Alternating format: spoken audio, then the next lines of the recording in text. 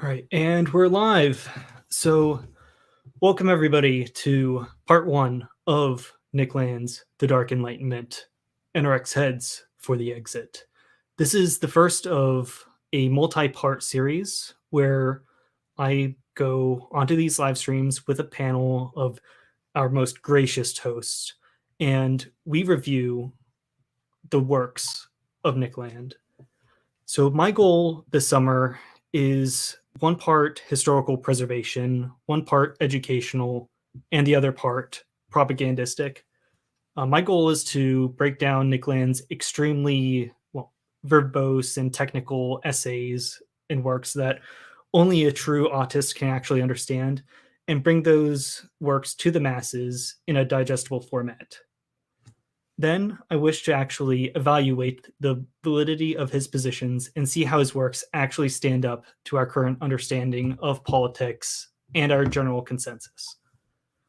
So, without further ado, we will review The Dark Enlightenment. But first, I need to introduce my hosts. Just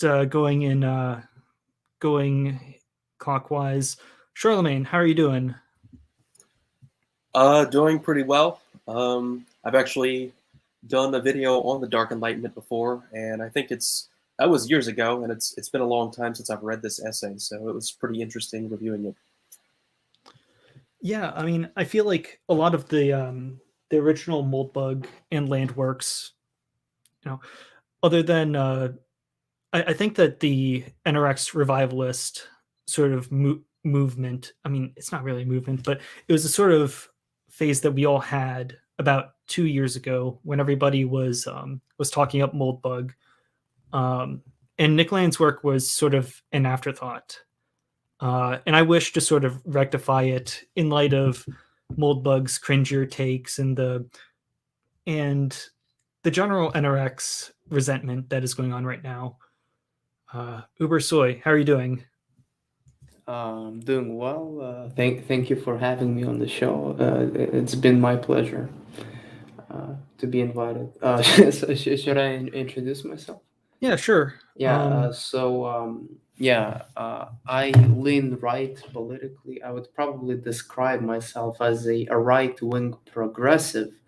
It's a term that not many people would describe themselves as, and what I mean by progressive is I mean that a political philosophy which aims at constantly improving upon society and just like technology, always improving upon itself in order to increase efficiency. And my central claim, I mean, I don't usually talk about this in my videos, but I'll eventually release a few videos explaining that, is that since 1920s and since 1940s, we as a society, we've been regressing. We've not been going through the right progressive direction, which is applying natural sciences into human political and social constructions.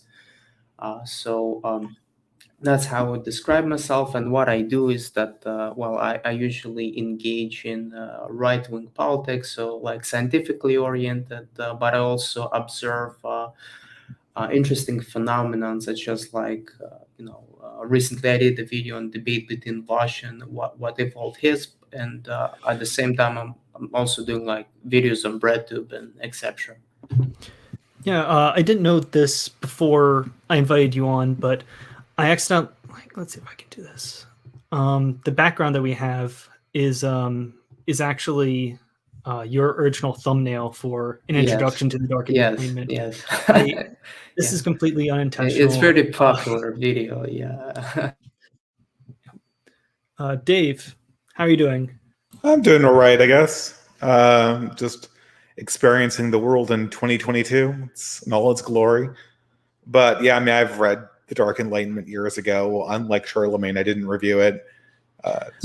I mostly remember it, and I think I might have listened to it on audiobook when Skeptical Ways published it on their channel. But I remember it mostly being sort of a Moldbug's greatest hits type deal with a bit of speculation at the end about the future of the human race. in a very Landian form. Well, that is the land in Landian, right? You have the like this essay is front loaded with, as you say, Moldbug's greatest hits, Hans Hermann Hoppe's greatest hits, with a little bit of, I guess, accelerationist theory dashed in, plus, you know, plus there is the second half that we will cover in the next live stream, but we won't actually get into that today. What we really want to focus on is the greatest hits element, and I'm glad that that you were able to come on such short notice. It's sort of an honor, considering that you sort of kicked off this whole sort of NRX survivalist. I did. Well, I'm not so sure about that. No, it's your video, a gentle introduction to Mencius Moldbug.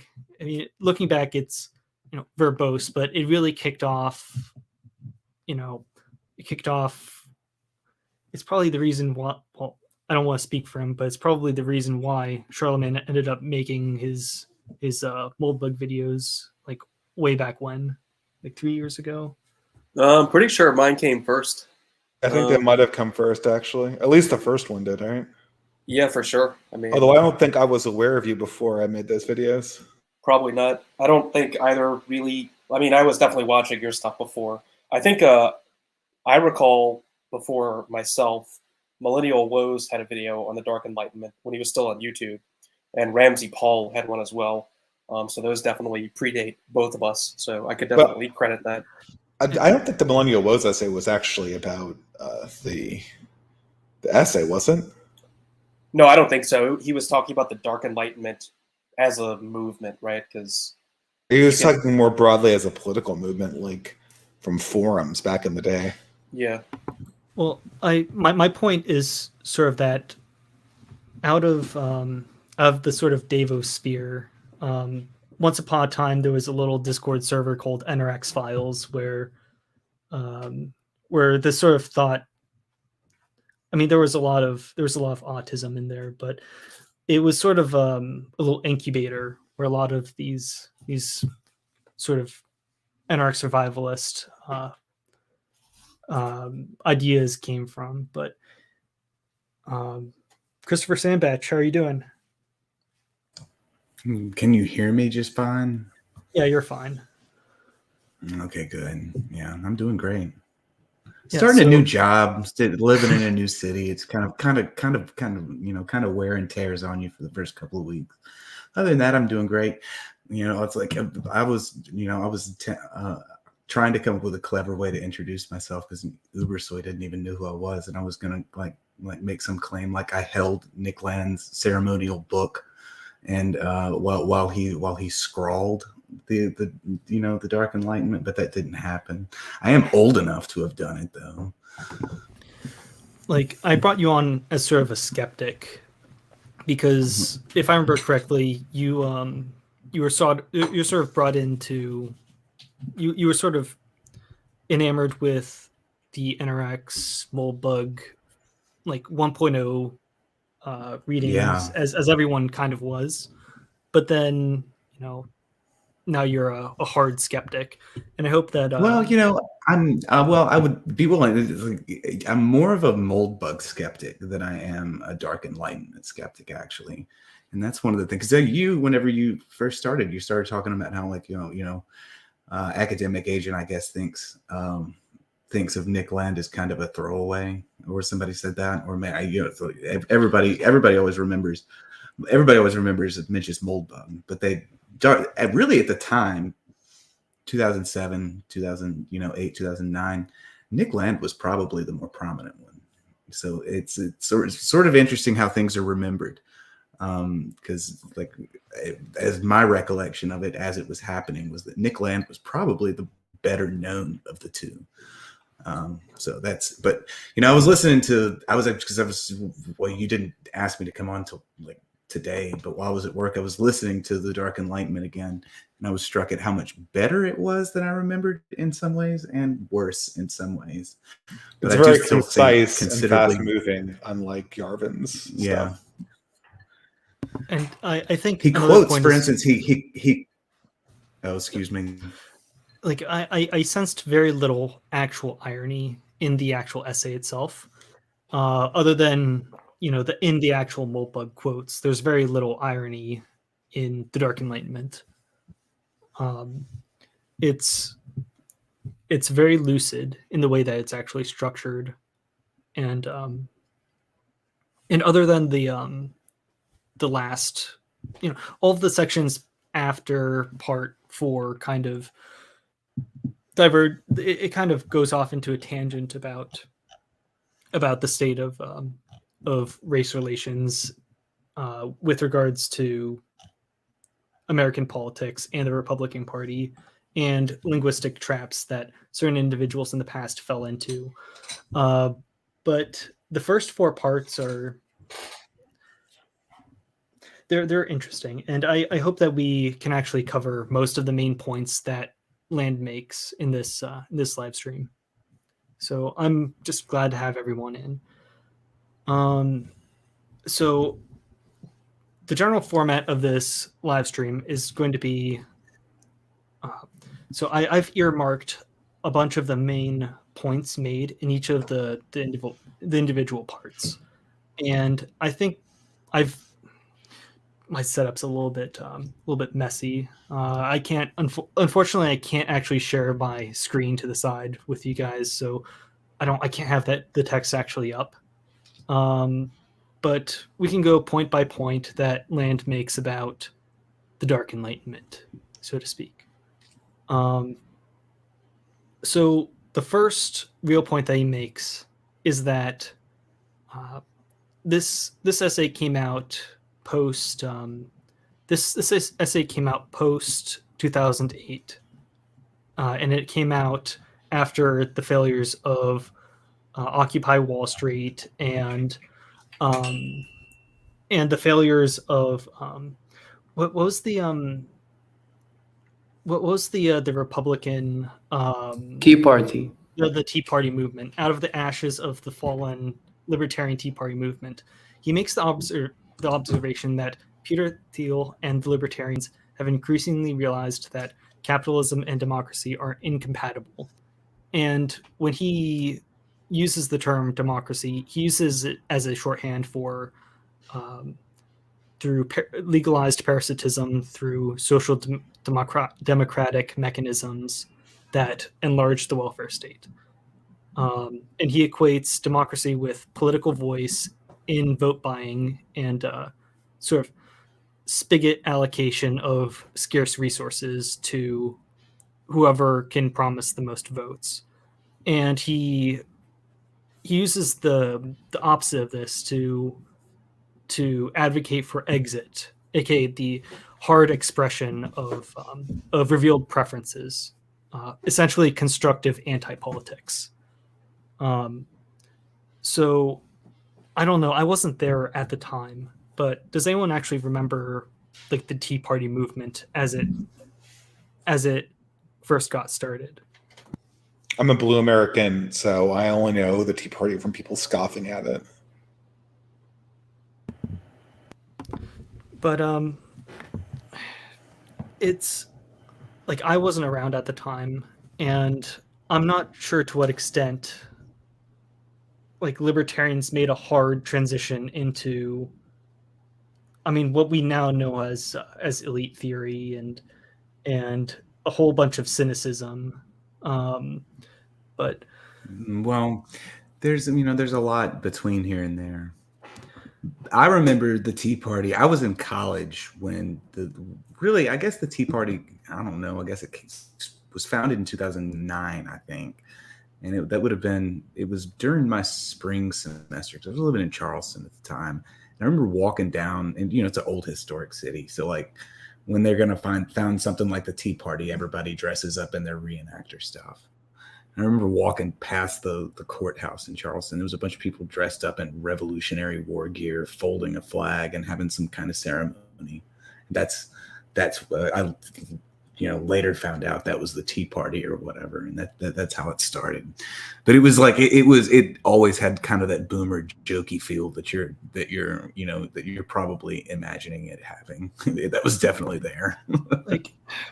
like my problem is that this is a sort of wake-up call where the libertarian sort of Ron Pauls of the world, the Ron Paul's supporters of the world, took a hard look at themselves and realized that what they were up against is a whole lot more than big government, and they were looking for an actual theoretical way of framing what they were up against.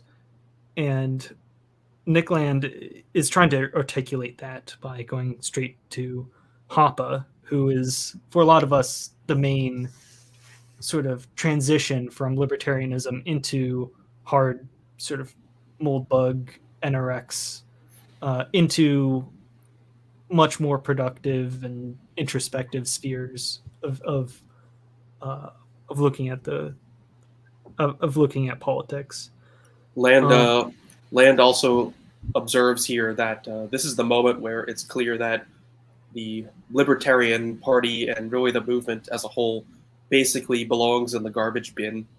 Something that I don't think most libertarians actually, it's not a lesson they really learned from the Tea Party, but Land points it out pretty clearly. I mean, later on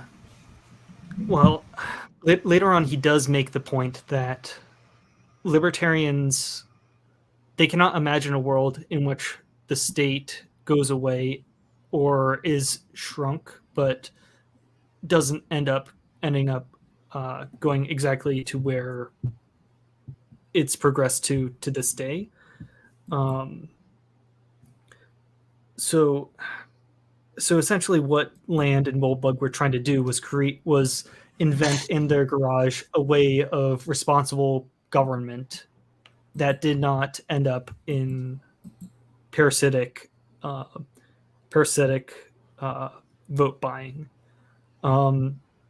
Like towards the end of part one, he lays out exactly what his gripes are with the status quo, right? So he lays out his grievances as relentless state expansion, the proliferation of spurious human rights, claims on the resources of others backed by coercive bureaucracies, politicized money, reckless evangelical wars for democracy, and comprehensive totalitarian total control arrayed in defense of universalistic dogma accompanied by the degradation of science into a government public relations function. So, I mean, I really don't think those are bad gripes to have. I mean, we've seen the degradation of science into a government PR function. Yeah. He was coming straight out of Iraq and Afghanistan and the wars for democracy, for the quote like echo evangelical wars for democracy, politicized money. I mean, this is of course the bank bailouts, but politicized money is probably the less. I mean, that's probably less true now than it used to be. Politicized money claims. Why is that less true now? Because the Democrats have more money? No, we hear less about it. Well, it's because the Fed is much more incubated from politics, like as an actual mechanism, than the wars or the science or he calls out like the proliferation of spurious human rights. Like out of all of our immediate problems, economics seems to be the least political at the moment. amazing since our economy is at least- landing in the shitter. or at least in public parlance online. Yeah, I mean, a good economic policy is the least political because nobody wants to take that on because there's no clout associated with it, and it doesn't really dictate power very easily. Yeah. So all of his gripes are vaguely libertarian and could have easily come out of the Tea Party movement. But where he comes in is with his democracy versus exit framing of the issue. So democracy equals political voice in vote buying and spigot allocation of resources to the backers of the politicians, and exit being hard revealed preferences, hard revealed economic and social preferences. So his analysis comes straight out of Hoppe, where Hoppe, in his book Democracy, the God That Failed, makes the claim that the division of powers, the distributed division of powers, encourages coalitions of looting, while kings who are sovereign cannot actually steal from themselves. And then Land points out that there are all sorts of copes for why democracy is bad, but it's the only system that seems to retroactively be able to stitch itself together again and again and again. And alternatives to democracy, he points out, he calls out people who long for 20th century reactionary modernism, aka the F word, as being not particularly. Well, I don't know, like they were a progressive movement. If you disregard, what's his name, the so-called fascist philosopher, he wrote The Revolt Against the Modern World. I forgot his name, damn. Evola. Yeah, I mean, if you disregard the whole of fascism is exactly a progressive movement, just like, it also has taken many inspiration from the U.S. Government on the matters of eugenics and economic policy. I mean, it certainly was viewed as a progressive movement back in the days. Well, So I would disagree. Let me ask you this. Did you notice that Nick Land draws a distinction between neo-fascism and paleo-fascism? That's sort of interesting. He in on at least one instance, he cops to the belief that, what he calls the cathedral is essentially a fascist movement that's become embarrassed of its own past, that's sort of interesting. Well, but part of the Dark Enlightenment is the historic irony of the quote unquote cathedral, or I guess the coalition of the quote unquote progressives denouncing their own history retrospectively, in a way, in just as a means of going forward. For instance,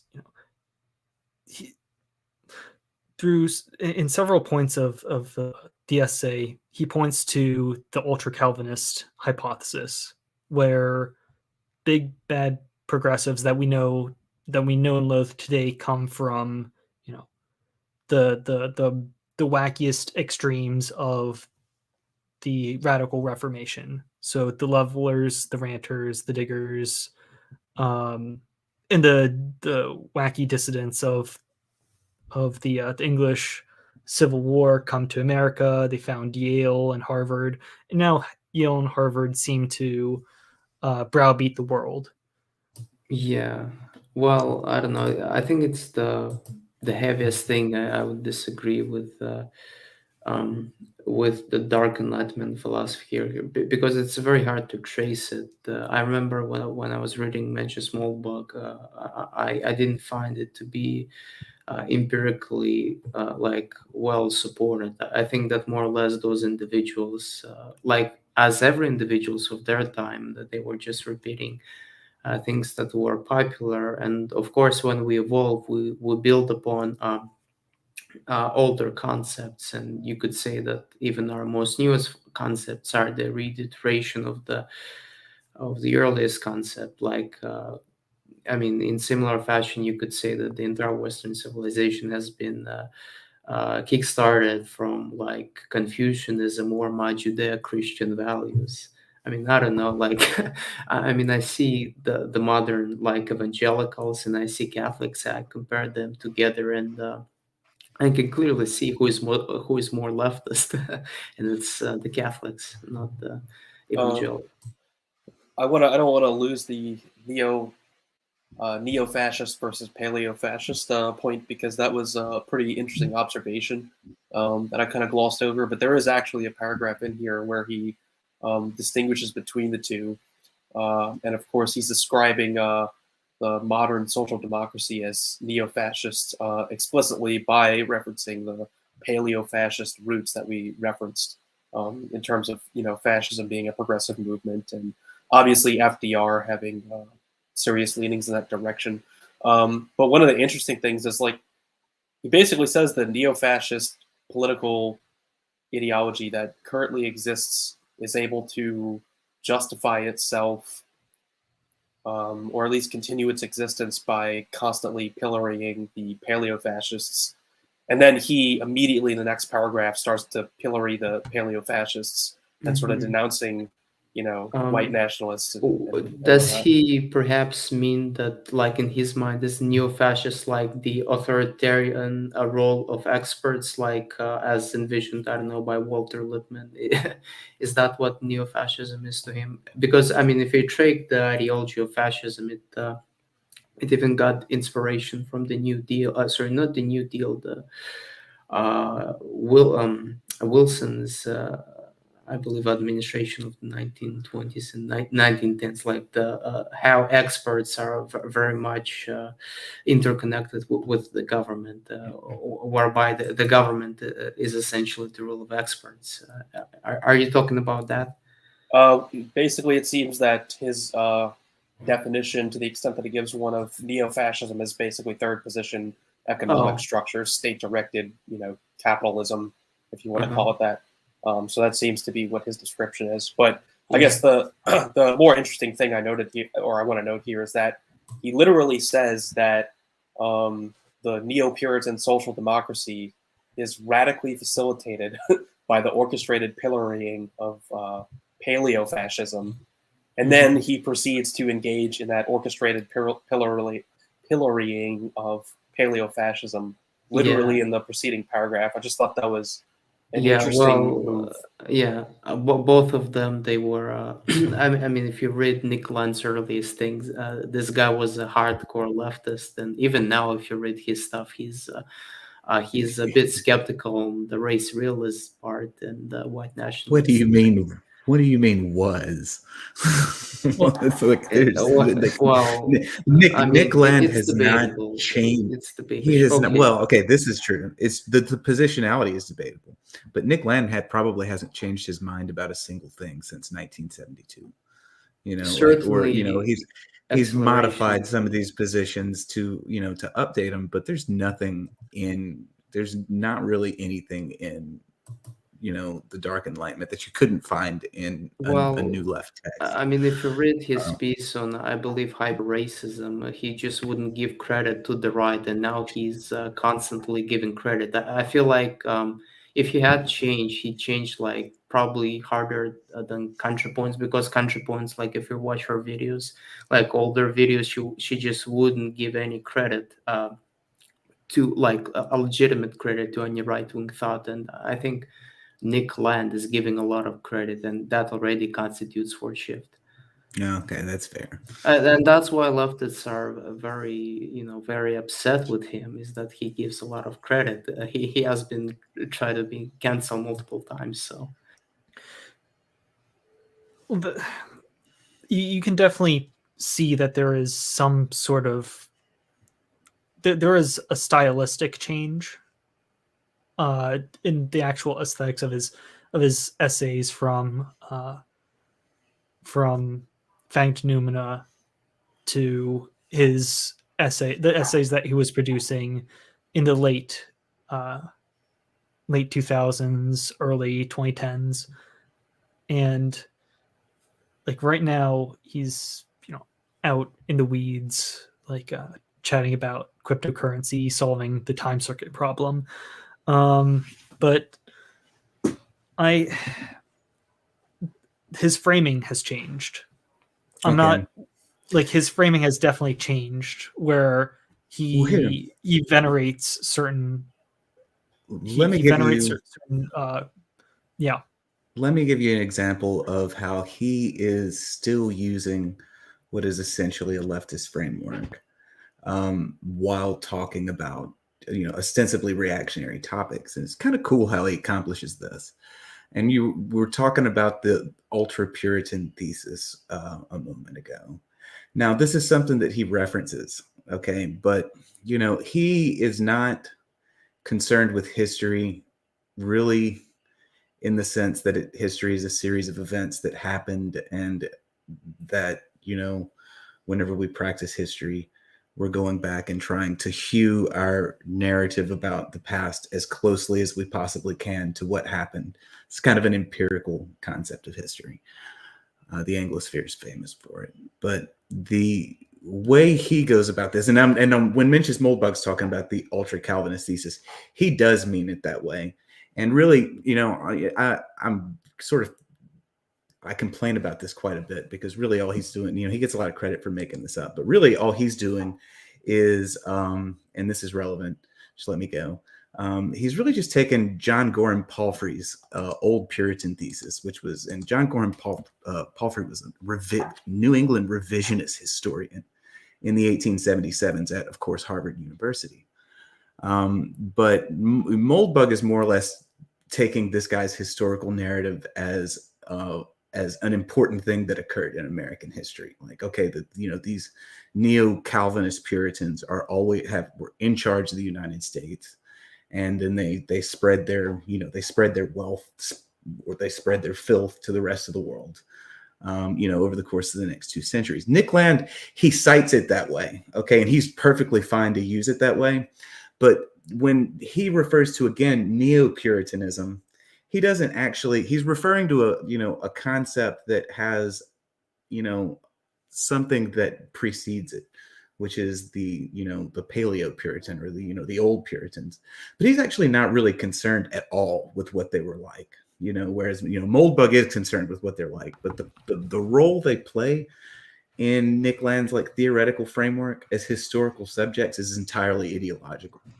And and that's a hallmark of left-wing thinking in a lot of ways. Yes, I mean the way that he kind of tosses Moldbug's ultra Calvinist theory into its own pen, but then moves on to his. I mean, you could call it material. I mean, it is a materialist framework of politics. He frames democracy, of course, as the study of democracy is the study of parasitology. The study of parasites engorging themselves on the fruits of the Industrial Revolution,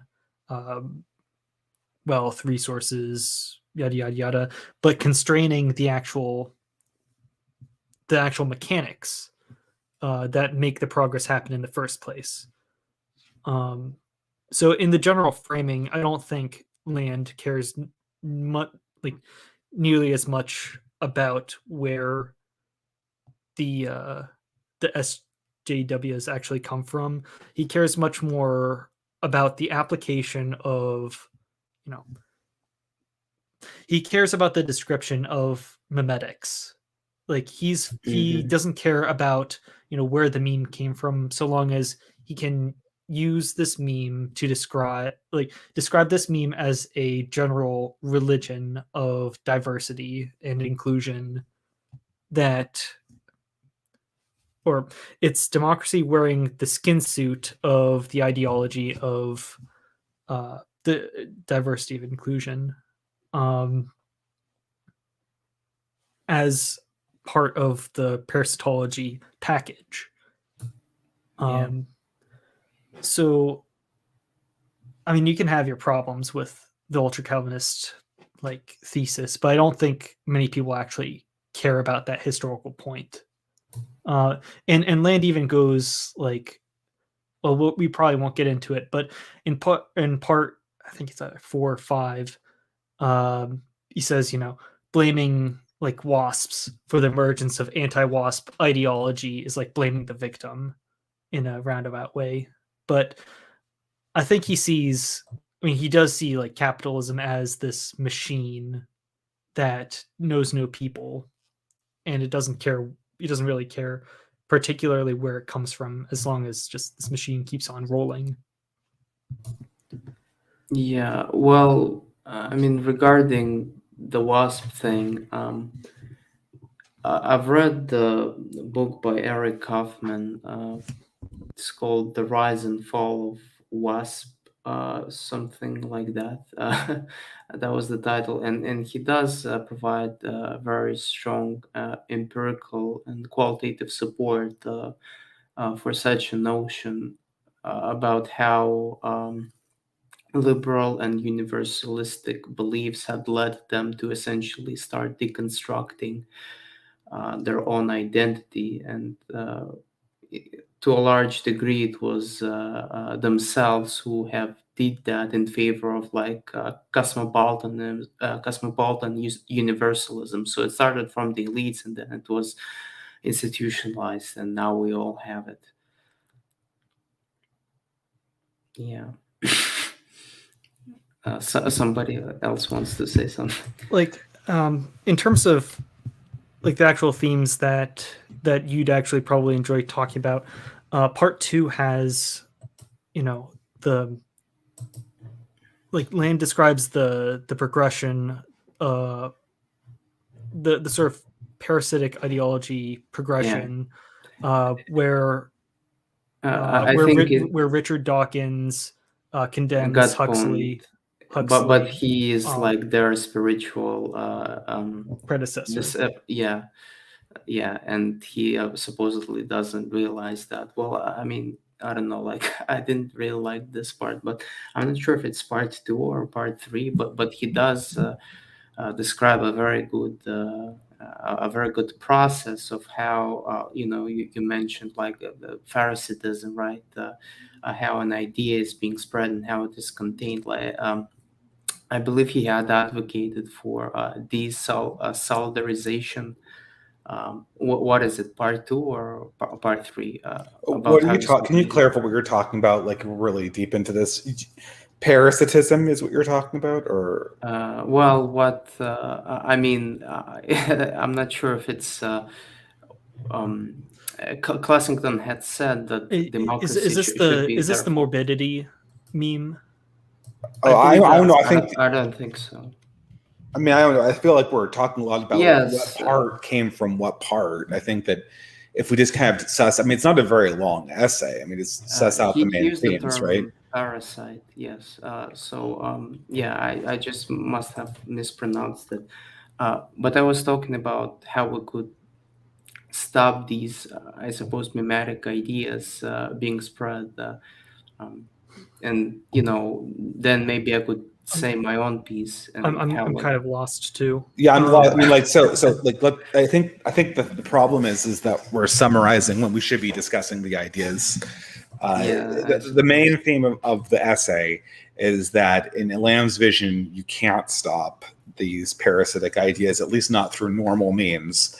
Although he doesn't really elaborate exactly what the boundaries might be. That's the chief reason for him describing Mohlbug's work. And then at the end, he alludes to the fact that maybe some form of hyper-capitalism, transhumanism is going to blow up the entire question. But I don't know. I think where we are right now, the premise that we're moving into some kind of hyper-technological state looks a little bit doubtful at this stage. And the Landian zombie apocalypse looks more likely. I don't know. What do you guys think of that? I probably am not familiar with the Landian zombie apocalypse. Oh, he mentions it in the essay several times, right? Yeah, he actually That's- mentions at that point that a basically competent population is necessary for the other outcomes he mentions, and that if you don't have basic competence, then you default to zombie apocalypse. Yeah, which is looks Yeah. like we're heading towards. I mean, at least it Are looks like you it. talking about the mob rule? So he literally calls it zombie apocalypse in this essay. Yes, That's why I use zombie. I didn't make that term up. That's the term I'm he just uses. I'm just asking.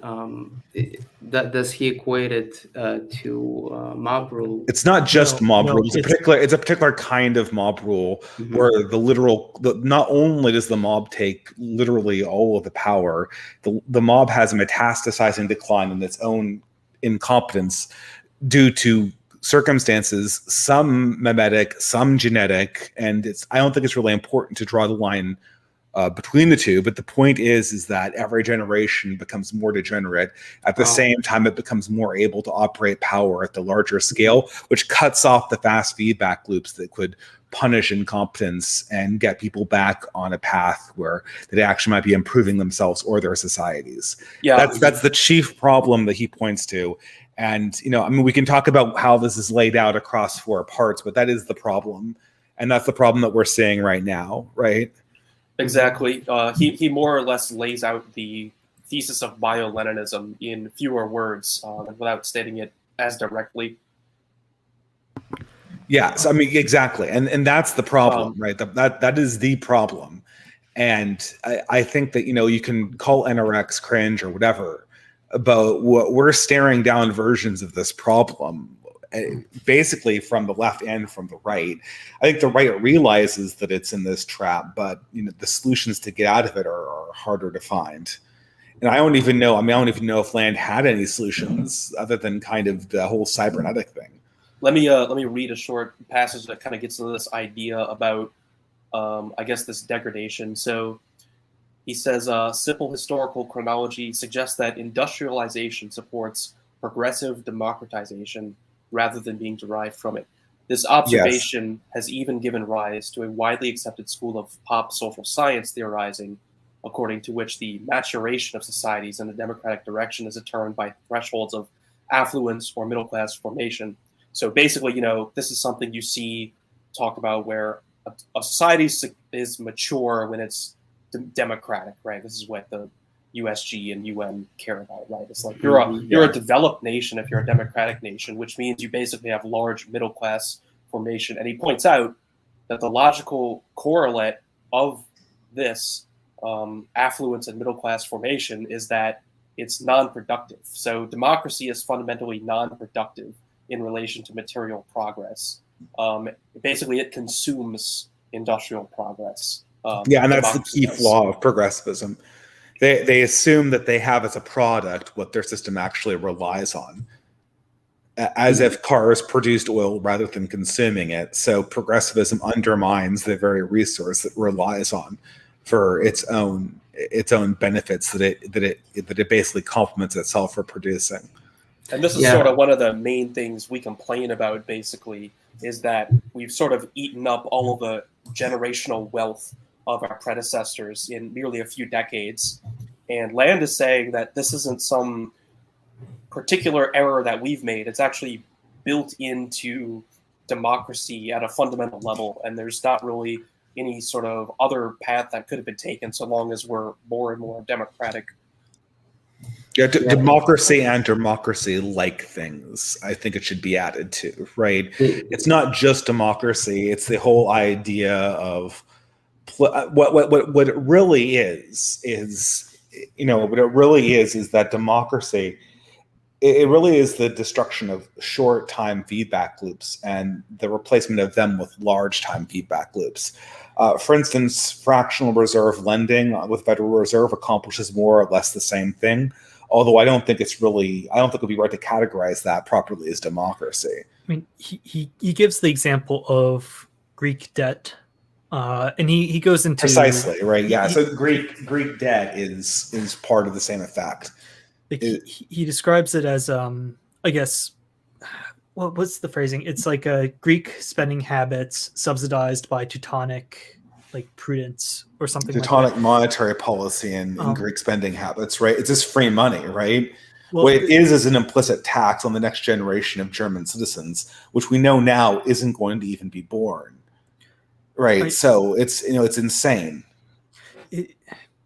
Yeah, can I his main, just like, say that we're talking about feedback loops and potential collapse. Before I was trying to say something, even before the topic of the zombie virus was brought up, and he does have a cure. I just looked it up while you were talking. So I could just cite his preferred solution out of this zombie virus, and it's actually a very easy one that he gives. So let me just quote it. Given a population deeply infected by the zombie virus and shambling into cannibalistic social collapse, the preferred option is quarantine. It is not communicative isolation that is essential, but a functional desolidarization of society that tightens feedback loops and exposes people with maximum intensity to the consequences of their own actions. So, yes. So there you go. And like if we try to apply it on our world, yeah, I'll just finish.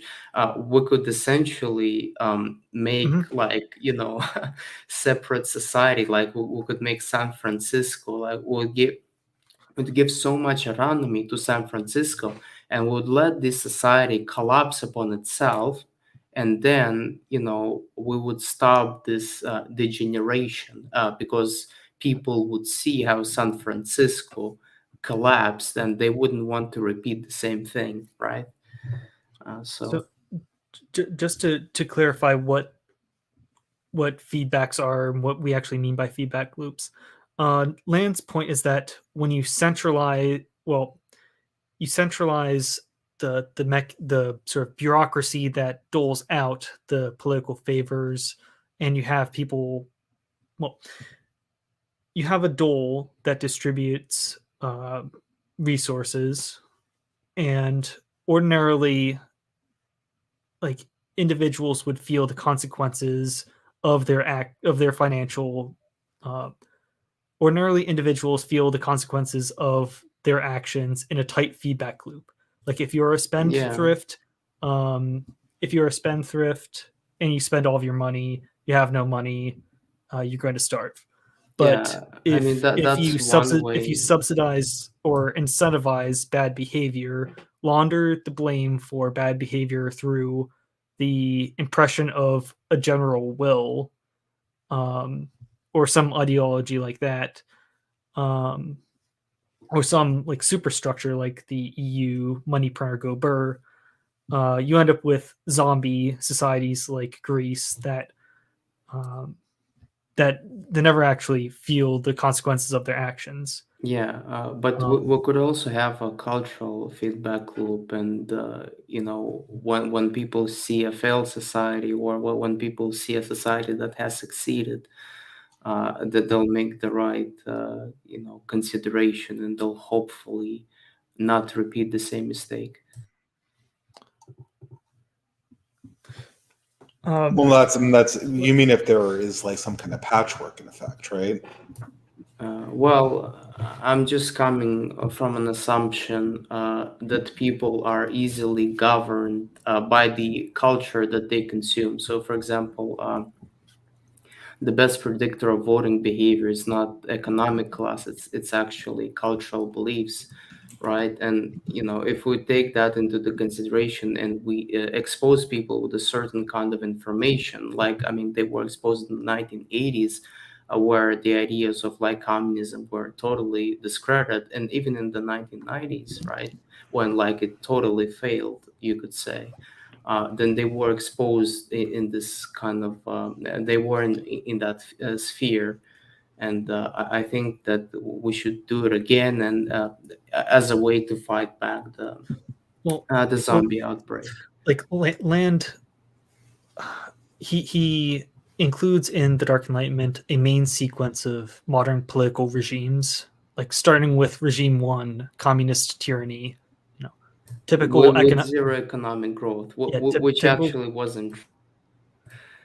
like what wasn't true. his idea is, you know, post USSR collapse. And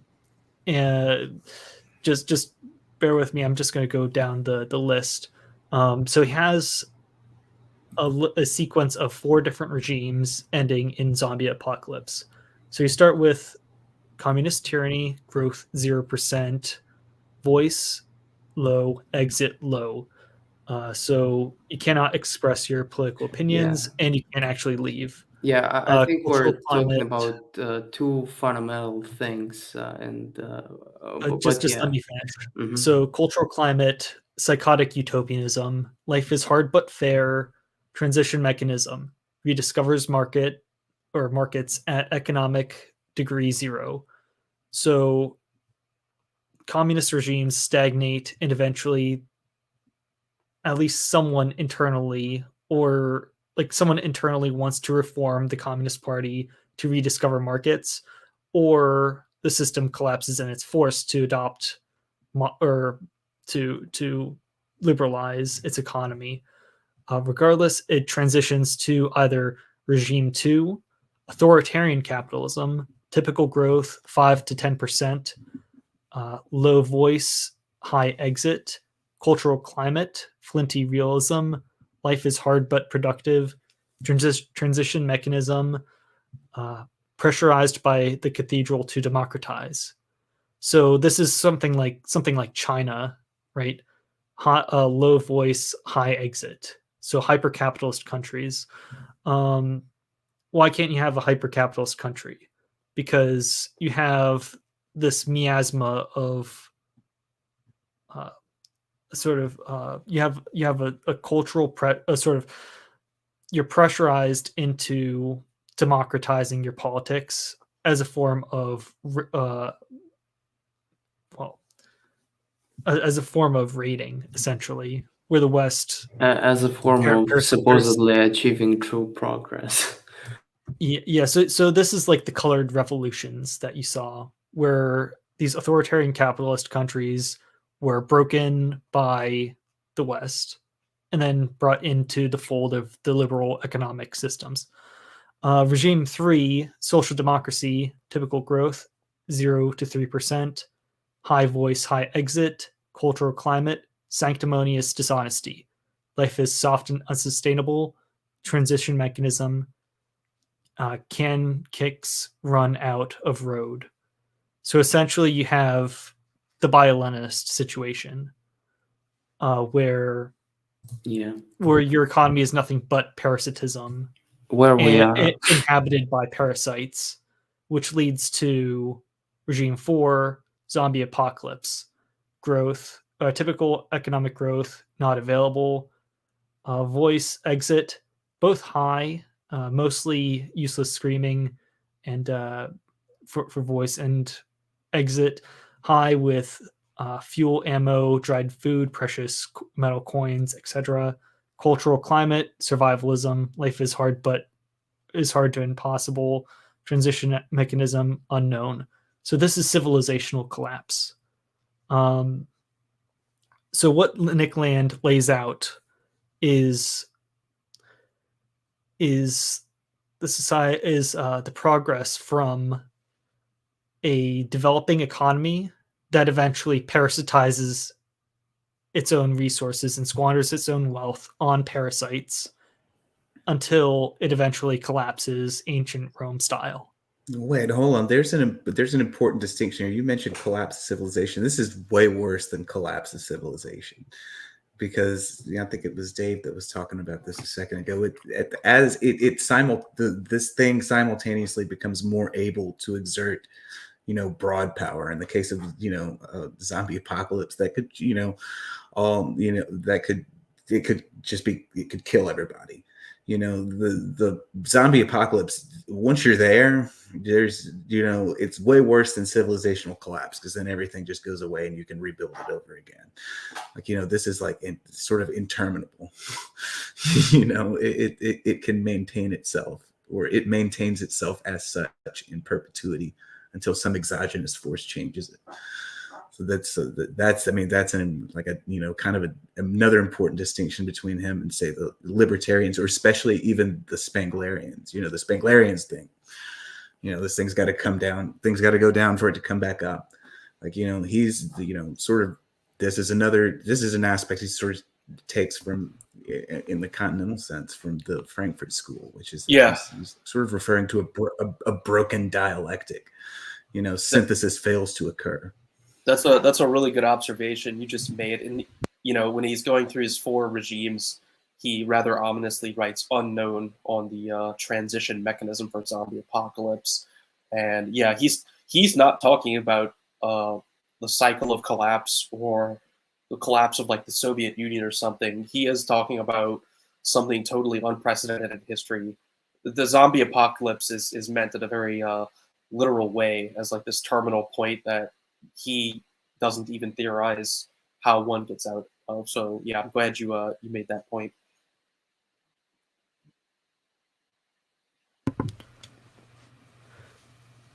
Like you see a few ways out, and his way out is transhumanism, or embracing the most ruthlessly efficient markets. Well, his to way outrun the parasitism. Sort of. I mean, his way out is to preempt the zombie apocalypse, right? Like transhumanism has to happen before zombie apocalypse happen, because as we talked about earlier, the zombie apocalypse seems more likely now than the transhumanism. So like the transhumanism doesn't get you out of zombie apocalypse so much as avoid it.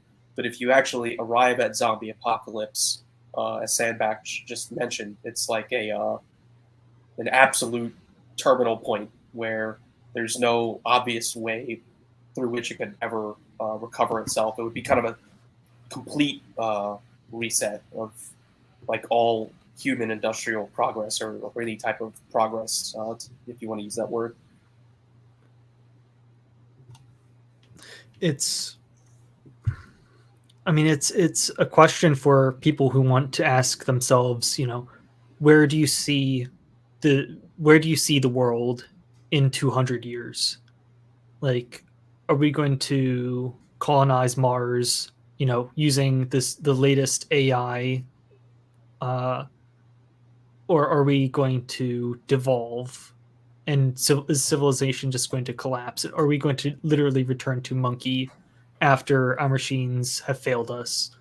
Or are we going to find some sort of like some sort of like frozen synthesis where we're kind of monkey, but I think that's the most likely possibility. We'll have both.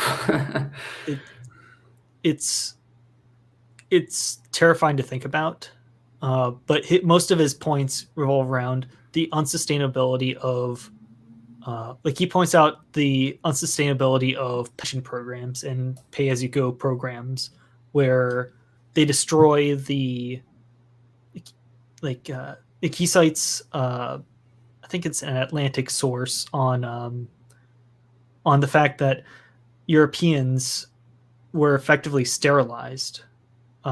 Because they don't need children to take care of them when they grow old. And so they don't have as many kids, resulting in the current demographic problem that they're having right now. Yeah, it's the shorting of feedback loop, right? It's the lengthening of the feedback loop. Yeah. So what is the way out of it? Is it just accepting the fate of a dying country? Is it the stimulus of importing the third world, like new people from the third world? I mean, that just seems to. Yeah, I mean, that's what our leaders think, right? problem. But they don't understand that the third world's more susceptible to this than first worlders are. They'll succumb to this process 10 times faster than Europeans, and have in their own countries when it's been available to them. Yeah, and there's also the problem that, like, even in the third world, like, birth rates are collapsing. I mean, according to Land, he seems to. I mean, he basically outright says that there's no human solution to the problem whatsoever, and the answer is that our technology becomes more powerful than us to the point where it could basically put us in our place and we could stop dysgenically managing ourselves into oblivion. That's really the only solution that Land posits. I don't think anywhere does he posit any sort of political solution like Moldbug would suggest, where you have like this neo-cameralist structure. And that's very famous about Land too, right? When we know this about him, he's notoriously pessimistic. That's the first thing people know about him. Yeah, it's his old phrase, nothing living. Wait, what isn't it? Shoot, it's nothing living survives into the future. I think What he was- said like no human will something. Well, but his point is that in the long run, like either something post-human will come after us, or no, nothing will. no. It's nothing human makes it out into the near future. That's how he said it. There we go. Yeah. And he gives a That's from the Meltdown, I think. yeah. Sorry, he, yeah, he, go he ahead. gives a few different. He gives some strange takes in this essay. It's like, like the Dark Enlightenment sees democracy as this hungry beast, and it will actually eat its fill. But at the same time, we want to incentivize exit as much as possible to liberate the means of production, which will hopefully save us in the end. But that doesn't seem optimistic. Yeah, sounds like sustainability. I was watching the recent Keith Woods video today, Why Civilizations Failed, the Theory of Catabolic Collapse. And there were two books that he had referenced in the video. One I have already downloaded, but essentially the premise of the video is that civilizations exactly go through a catabolic collapse, like a small collapse and then stabilizes, and then a small collapse and then stabilizes again. And it looks like we might go through this phase, and it is precisely as a result of our resources ending, and subsequently our population ending as well in the feedback loop. So, I mean, that seems to be a popular thought that other people have raised as well. Speaking of nothing human making it into the future, you have some of those bots in chat that you might want to get rid of. You know the ones. One of the interesting things I found in the essay too, when they're talking about, when I say they, I mean sort of Moldbug and Land both talking at once through his quotations, talking about Dawkins and sort of this irony about Dawkins having this quasi-religious viewpoint about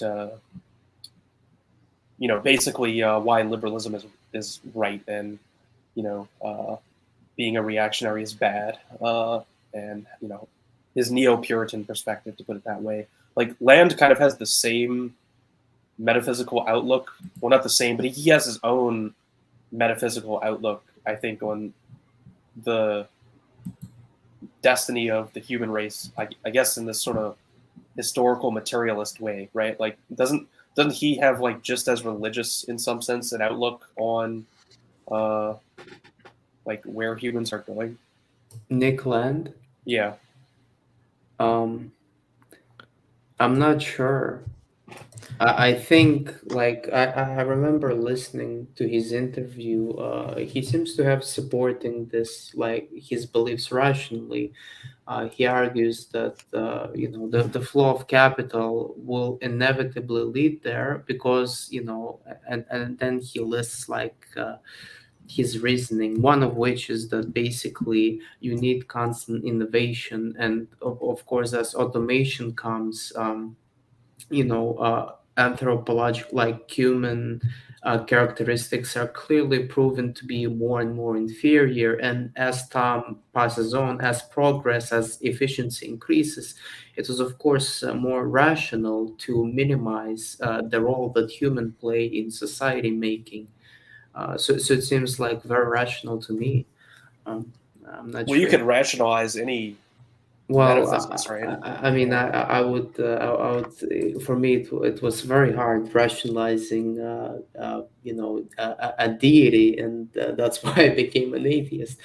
So I'm not sure about that. I think it's a very good theory that he posits. Well, he Land posits that universalism, as Moldbug calls it, is a religion that has a reactionary intolerance, a reactionary intolerance of intolerance, and that gets in the way of productive capital growth and growth in terms of anti-political economic growth. Which gets into, posited solution number one, Moldbug's formalism.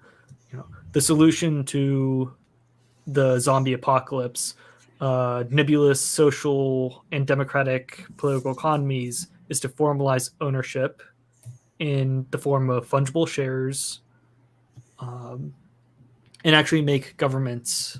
Was government by corporation. That's Moldbug's solution. Like it's, this is the irony. They don't need to quote it. It's like it's. Yeah. And then the problem is that fundamentally Moldbug is wrong. The government is not exactly like a corporation in a few key ways.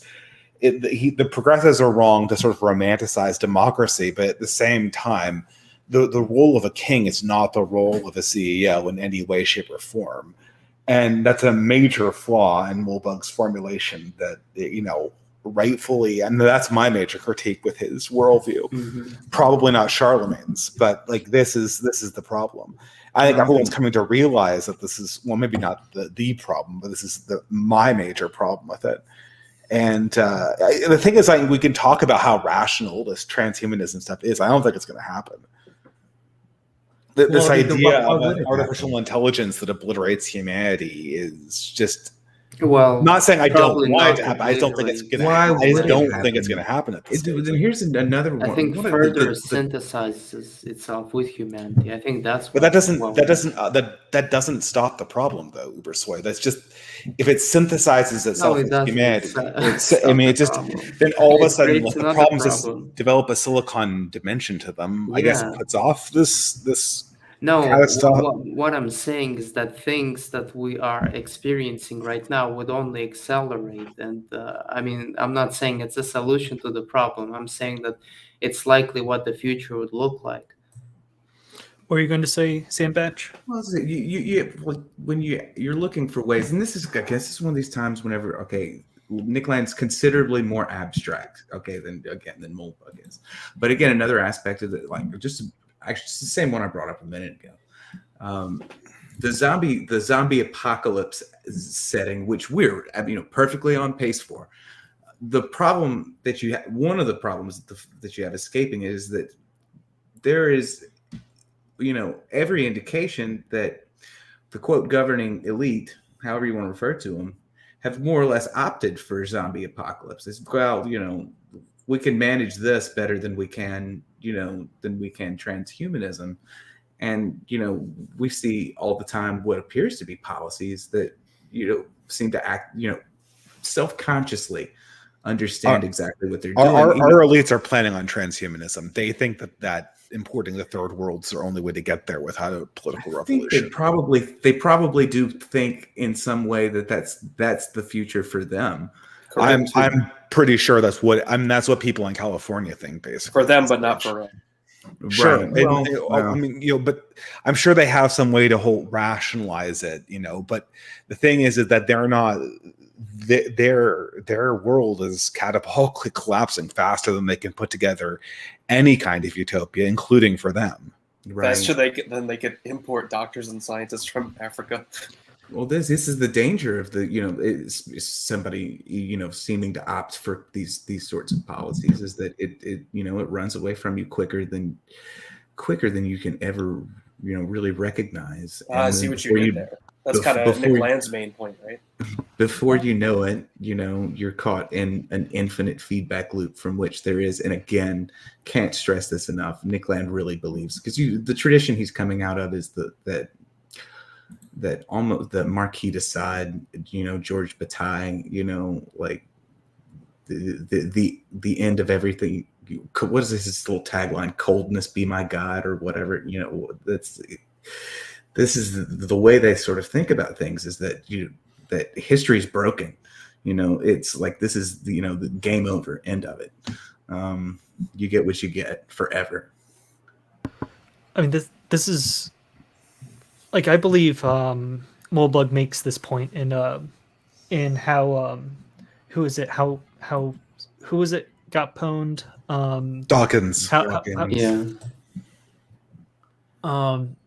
No, it was in Sam Altman is Not a Blithering Idiot. In Sam Altman, he posits that Silicon Valley is already a zombie wasteland, and the technological progress is a lagging indicator.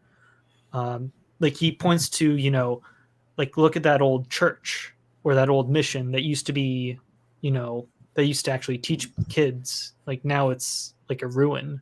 Like, what happened to these civilized people? It's like, I'm not sure. No, I mean, I think it is that simple. You're right. This is one of the things about Nick Land, is that so much of what he says which seemed very strange in 2007, has become kind of commonplace. That's a testament to the influence. So, like, if you're like, people, I think, tend to want to make his work way more complicated sounding than it is, because it has a reputation for being dense, but frequently just exactly what he says is what he means, and at the time it was way edgier than it is now. It seems self-apparent. I mean, Nick Land has a bunch of esoteric stuff, but this essay is not one of them. This essay is very direct, and I don't think it's, it's not his influence that's vindicated him. It's reality that's vindicated him. He was just right about the future.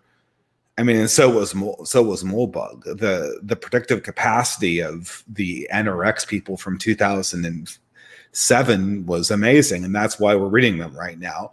And I have as much criticisms of their solutions as the next guy, but I mean, that's why they show up on retrospectives. And the question is that it's up to us to kind of fill in the blanks about what comes next. I don't find Land's pessimism.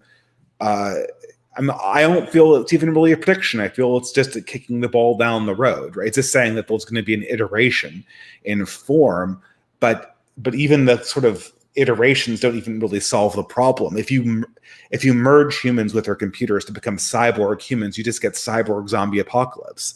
The same incentives are still there.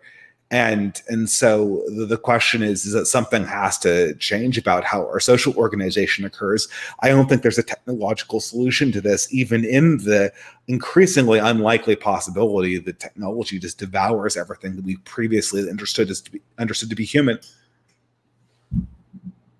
Yeah, I really like the observation Sandbach made along these lines, on basically zombie accelerationism.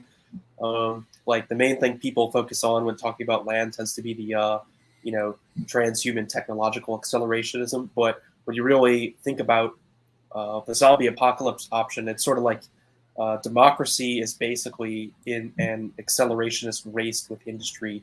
Industry propagates more industry, or technology more technology. But this is in a race with democracy propagating more zombies. So you're sort of like accelerating in both directions simultaneously, and whichever reaches the terminal point first basically ends up the winner. So there's kind of two accelerationist, I guess, depending on your point of view, threats facing humans right now.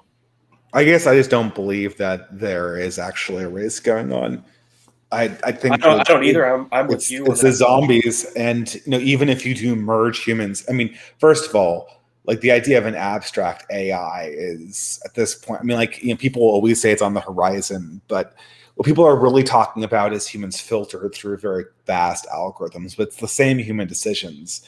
So it's either like, it's like zombies or cyber zombies, and it's the same problem. And so there's really only zombies at the end of it.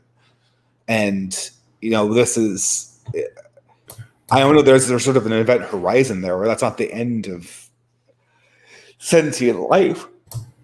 I'm not sure sentient life necessarily has an end. It just like progresses further, just like evolution. Well, I do don't you know. consider zombie apocalypse evolution? I mean, I guess technically it is, right? Well, I mean, evolution, it has no necessary end point. It just Yeah, exactly. So what happens, right? So what the happens. zombies are more evolved because nature produces them. Well, because the current environment makes them, most equipped, to occupy the living area. But I think, I mean, it's not necessarily that like AI would replace humans. I think more or less that humans would further be integrated with the AI, and like AI No, I would have understand that. That's decision. still the Yeah, I mean, problem. Doesn't like defeat the pro and problem, though, con. right? What? That doesn't defeat the problem. Yeah, well, okay, the problem of zombie apocalypse, like, can you be like more specific and just like illustrate to me what it even means? Well, but I thought you got through this essay, though. I mean, Nick Land goes on. I at length have about read it this. a few years ago. Okay, I well, so haven't the problem read it. Yeah. is that when you have a bunch of sentient organisms, regardless of how hooked up they are to silicon, the will of the organisms is always to grab at the cookies in the jar, and it can't enforce rules upon itself that allow the broader species, the broader polity, to survive. And so what it does is that these political situations, whether they're robots or humans, they devolve into creating these parasitic resource absorbers that are optimized to gain the political system involved. And they don't actually produce survivable, good specimens of the species itself that would actually be able to carry forward the polity in question. Okay, well, so I think your primary opposition is with how that the political structure is built, not the essence of said political structure. The essence of But said political structure is its incentives. That's the problem. Like, it's not the inescapability of this problem is that it's very difficult to destroy this with most modern political structures that we have in their essence, not in their execution. Okay, well, in that regard, if we are not able to destroy it, we then are probably able to subvert it and corrupt it ourselves. Have you thought about it? no, Well, that's what we're trying to do, right? That's what we're trying to do. Well, But it's not an easy problem. in that case, we have a lot of experience of how to do it. I mean, one way is We to, don't, because the well, subversion of the actually, old order was in a direction that was conducive to this hedonistic impulse to grab the cookies. And any kind of subversion of that force is going to have to go in the opposite non-entropic direction. only because of mass democracy, because that's what the masses want. However, we could reprogram the masses to want something else. We could basically capture, let's say, elite institutions, and not just institutions, but we'll take over the means of cultural production, let's say. And then I mean, if you imagined a very based and spiritually in tune group of elites taking over institutions, you could introduce mechanisms to prevent this problem Yeah. from metastasizing. I totally agree with And that. you will say that first we have to destroy the institutions, or we won't be able to, like, we don't have any forces like that. I'm What- open-minded here. Like, Okay. I'm open. I'm willing to hear whatever you got, but destroy the institutions. Don't destroy the institutions. I mean, would you say like destroying the universities? I mean, the universities are destroying themselves. Yeah. I'm amazed what's coming out of. I mean, things were bad in 2016, and they're nuts now. Yeah, I'm well aware of that. Well, and here's what you can do. You can like destroy the institutions as this at the same time as you become part of them, and also become part of alternative institutions, like what Emil Kierkegaard is trying to do right now. But what I wanted to say is that we could be critiquing the institutions while at the same time holding power and grabbing even more power, and saying that like our ideology would be the pill, would fix all of these problems that have been created by who was previously, and I think we shouldn't do. So Yeah, okay, go I ahead. think the problem is like, what is the, I mean, I won't say like the ideological cure, but what's the actual mechanistic solution to, the problem that land, or the problems that land lays out? Well, I think okay, so let's bullet point these problems. Mhm. Okay, so what will reverse relentless state expansion, or expansion of loose feedback loops? That's the big problem. Yes. Loose feedback loops. Hold on, though. Let me ask a question first.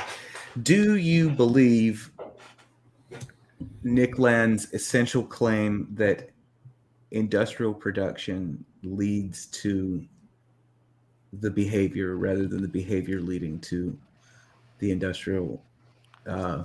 Are you asking? I do believe that, yes. Oh. Okay, then if you believe that, then your only solution to solving this problem necessarily involves getting rid of accelerated industrial production. I don't think so. That doesn't necessarily follow. I meant it in a historical sense, not in a necessary sense. Yeah, Okay, I think Land's point is that, and that was a very good point so far. Sandbach has said the most. You almost got him on to the swallow stream. the Ted Kaczynski pill. Yeah, but the thing is, Land's point, I think, is a little more nuanced than that. I think his point isn't that democracy follows from industry per se. It's that it is sort of a byproduct, and if you can get rid of that byproduct, if you can figure out how to do industry without that byproduct, then you can have your cake and eat it too, basically. So I think that's the alternative. Well, that's true. Yeah, that's definitely a claim. Yeah, no, I mean, you're okay. You gotta have to figure out a way to fundamentally alter oppress. See, this is the way Nick Land defends capitalism as well. See, he posits that, in the beginning there was something called the capitalist impulse, and that the reason anti-capitalist societies fail to restrain it is because restraining in an increasingly complex system that has more and more useful interactions with one another, the possibility of cooperative actors acting on the capitalist principle requires increasing amounts of energy from the state to suppress. This is a pretty classic formulation of the growth of capitalism. He's not being too weird here, but he posits that in order to control this, this aspect, this metastatic aspect of the capitalist impulse, that a state is doomed to eventually spend more than 100% of its energy on suppressing the capitalist impulse. So, I mean, whenever he's arguing that this, process, that this, this material process drives this behavior, he is positing a problem where you have to fundamentally change the way reality works in order to avert this catastrophe. Yeah, maybe. I need to assist things with the chat. People are. I do sound angry. I'm not angry at you, Ubersoy. I'm just a little bit of cut to the chase type mood. So I apologize if I sound aggressive. I mean, not personal. I Okay. didn't even notice that. But if you want, we could have this conversation I was just going to respond to Classington. He was giving me like a few problems that he wanted me to address. One problem was endless governmental expansion and how we could stop it. And what else did you say? I mean, there's the bullet points that Land lists at the end Mhm. of part 1. So that's relentless Oh, state the ones that you expansion, have quoted. proliferation of I spurious human remember. rights. So Okay, well, yeah. go like theft or like overtaxation, politicized money, relentless evangelical wars for democracy, and a comprehensive total control arrayed in defense of universalistic dogma accompanied by the degradation of science into a government public relations function. Okay, so Okay. the state keeps on growing Mhm. relative to the private market. There's the never-ending web of HR mandated human rights and the grievance industry. Claims on the resources of others backed by coercive bureaucracies. So that's your Yeah. so that's your I'll have a ESG. lot of So points to that's like address. ESG, like environmental social governance. Politicized money, relentless evangelical wars for democracy. I mean, the neocon project just speaks for itself. And then, state enforced dogma, state enforced social justice dogma, plus Okay. the degradation of science into a pure function, as we've seen Okay. over the last 2 years. Yeah. So all of these points, they could be addressed with essentially one thing, and that is changing the popular culture. And let me explain why. So well, I mean, before that, I'll just address the state thing. So the state thing, it's probably the only thing. Well, I mean, it also could be addressed with culture, but it's actually the only thing that I'm not sure that will ever be able to quell, because people demand more regulation. That's one. And then first, our production is relatively complex, and not just production, just like other bureaucracy stuff. I don't think there's any way that the state could be uh, squished. I think that it's even the natural evolution of every country for state to continue to grow. And we might maybe disagree on here. I'm not even like saying any prescriptions here, but I think that we could never quell the spread of the state unless we're all like embrace radical libertarian things. But then like would be faced with reality that indeed we need a lot of state to do things for us, especially with our dysgenic population. Especially we need the state now. Anyways, I mean, isn't that Mhm. what Nick Land's Yes. hypothetical straw man is? His straw man position is, oh, Mr. Land is social Darwinist, hyper capitalist, cyberpunk future Mhm. where we don't descend into zombies or we don't all become No, zombies. no, it's not that. But anyways, let me just explain how and the other things could be solved by our culture. I mean, the so-called wars of democracy. You wouldn't have like gone to war with Iraq, or even given aid to Ukraine, or like intervened to Syria without a sufficient amount of popular support, which could be generated. Like, the reason America has left from Afghanistan, well, at least partially, is that it was a hugely unpopular endeavor. And practically all wars for democracy could be like, unless you can only have them when you have the demand for it, right? And if your demand is to be isolationist, you could easily fix that. Now, with regards to the deterioration of science, well, again, it goes back to the culture and what principles we value. I mean, that's the first thing. And the second thing is that, I mean, unfortunately, yeah, well, let me just finish. Sure. Just less than a minute. Yeah, so yeah, that's the first thing. And the second thing is that we have cultural incentives for everyone to go to college. And because our IQ is not like, we don't all have a IQ of 100, like somebody has an IQ of 96, the other person has an IQ of 120. So like if you go 50 years ago, the people who were in college, they had, like, all of them had like at least one standard deviation from the mean. Now I think the average college graduate has an IQ of 105, judged by words scores. And of course, they'll be less likely to support free speech. They'll be more leftist, and there'll be like all these sorts of things. So it's like an elite overproduction. Yeah, I know, but what Okay. is the solution? I don't understand Yeah, this. and the solution is just culturally not allow this to happen. Just say, well, first of all, I mean, you could increase the price for college by like 10 times, and you could. Charles Murray has basically proposed that we should divide, like, make college. Well, I'm sorry. Well, he's a good thinker. Like, I don't know. You could. If people want to get a job, and like most of the people, they go to college to get a job, right? So like they'll go to college and then they'll get a job, and then there'll be other people who would maybe go to a different political structure like a university. So they would go to university and they would get their liberal education, so quote unquote, and then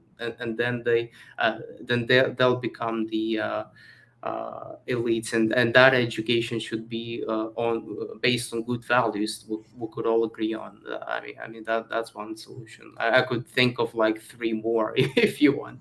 Well, I mean, the problem is not that we wouldn't agree on doing things like that. The problem is that the mechanisms to achieve that are the difficulty that we're struggling with on the right is that we got three problems. The first one is that obviously democracy doesn't work for us.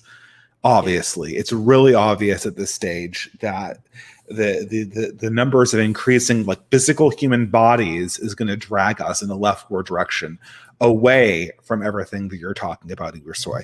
The second thing is that we don't naturally have a spontaneous coordinating ideology.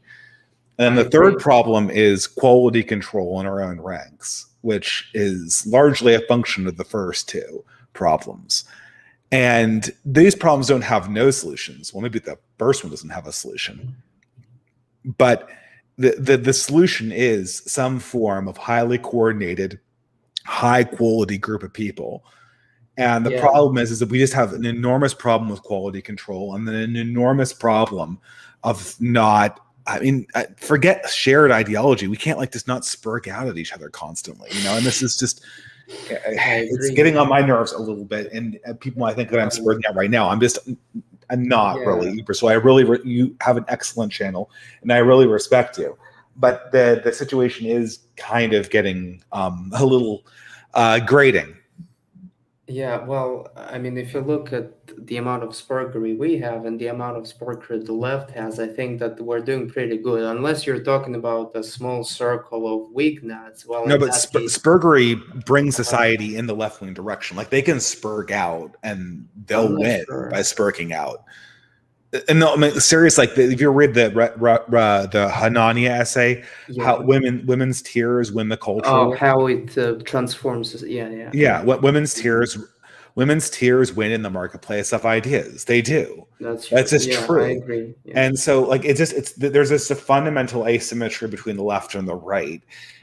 They can afford to be weak and spurg out and purity spiral, and that won't get them the communist utopia, but it will give them a hell of a lot of power, and it will put into place, ruling over institutions, some broadly coordinated elite, massively incompetent, but that are somewhat coordinated by an ideology, just simply by the parameters of the institution that it inhabits and the lowest common denominator forces of the democratic marketplace. I agree with you, but there are so many ways you could. Oh, did he left? Okay. No, he's having connection issues. Okay. So I mean, I practically agree with everything he just said. I think that, but like, we still have a lot of like ways to fix that. Like, for example, we could limit the power that these people might have. All right, he's back. So one thing would be like, if we want to talk formalism, if like talking about culture isn't enough, then we could probably give voter licenses based on general knowledge. And it is very widely known that women score significantly lower than men on the general knowledge tests. So we'll end up in a society where political power would then ultimately, like 80% of the voting power or 75% of it would lay in the hands of men. Now, with regards to the culture, and it would also create incentives in culture to perhaps not fall for women's tears as they would previously would fall for, because the myth of egalitarianism would tremble a little bit because of these disparate, how I would love to say, results. Well, I don't let's know if look you- at an example that may not even be cultural, but still grabs Nick Land. Let's say, and this is a situation ripped straight from the headlines. Say, the arbitrary increase in the market for sex toys and body pillows has exaggerated to the point that shipping these items on trains is becoming impossible, and people are shipping so many body pillows and dildos that they essentially crowd out the railroad's ability to transport diesel. Okay, how do you respond to this situation? So what do you do in this situation to accommodate? I'm not even sure if it's serious, but I'm serious. Here's the thing: why they are. There are two reasons why this is happening. First of all, there is a huge demand for it, and second of all, those who are demanding it have a lot of money. So we could either culturally squish out the demand, or we could economically squish out the money, so that these people would not be able to, buy those dildos. So we could impose a very large tax on these dildos, and then subsequently their influence would diminish. So how about that? Okay, yeah, I think that's possible. You nailed what I was looking for. Immediately, whenever you said that, we can either squish demand, or we can, quote, expand supply. And so that would entail. So you kind of have a choice. Do you want to squish the dildo people? Or do you want to build more stuff? And just I'm just responding to Classington. He said that he doesn't like big government, but I like big government in this situation. I think sometimes we need big government. If you have big government that can do that, why do you even need to have dildo people in your country? Right, it's just a stand-in. I'm serious question, right? But, if the government's big enough to stop the supply chain, it's big enough to virtually eliminate the culture that does that. Well, you can do that. You can definitely do that. But I feel like the obvious answer is to build more stuff. And so I think once you make why the is that decision, the obvious answer? Well, it may not be the obvious answer. In fact, you could probably, this is maybe even a matter of preference. Like, which society do you prefer to live in? The one that stagnates demand to, achieve stability, or the one that, progressively increases, essentially does the Nick Land thing?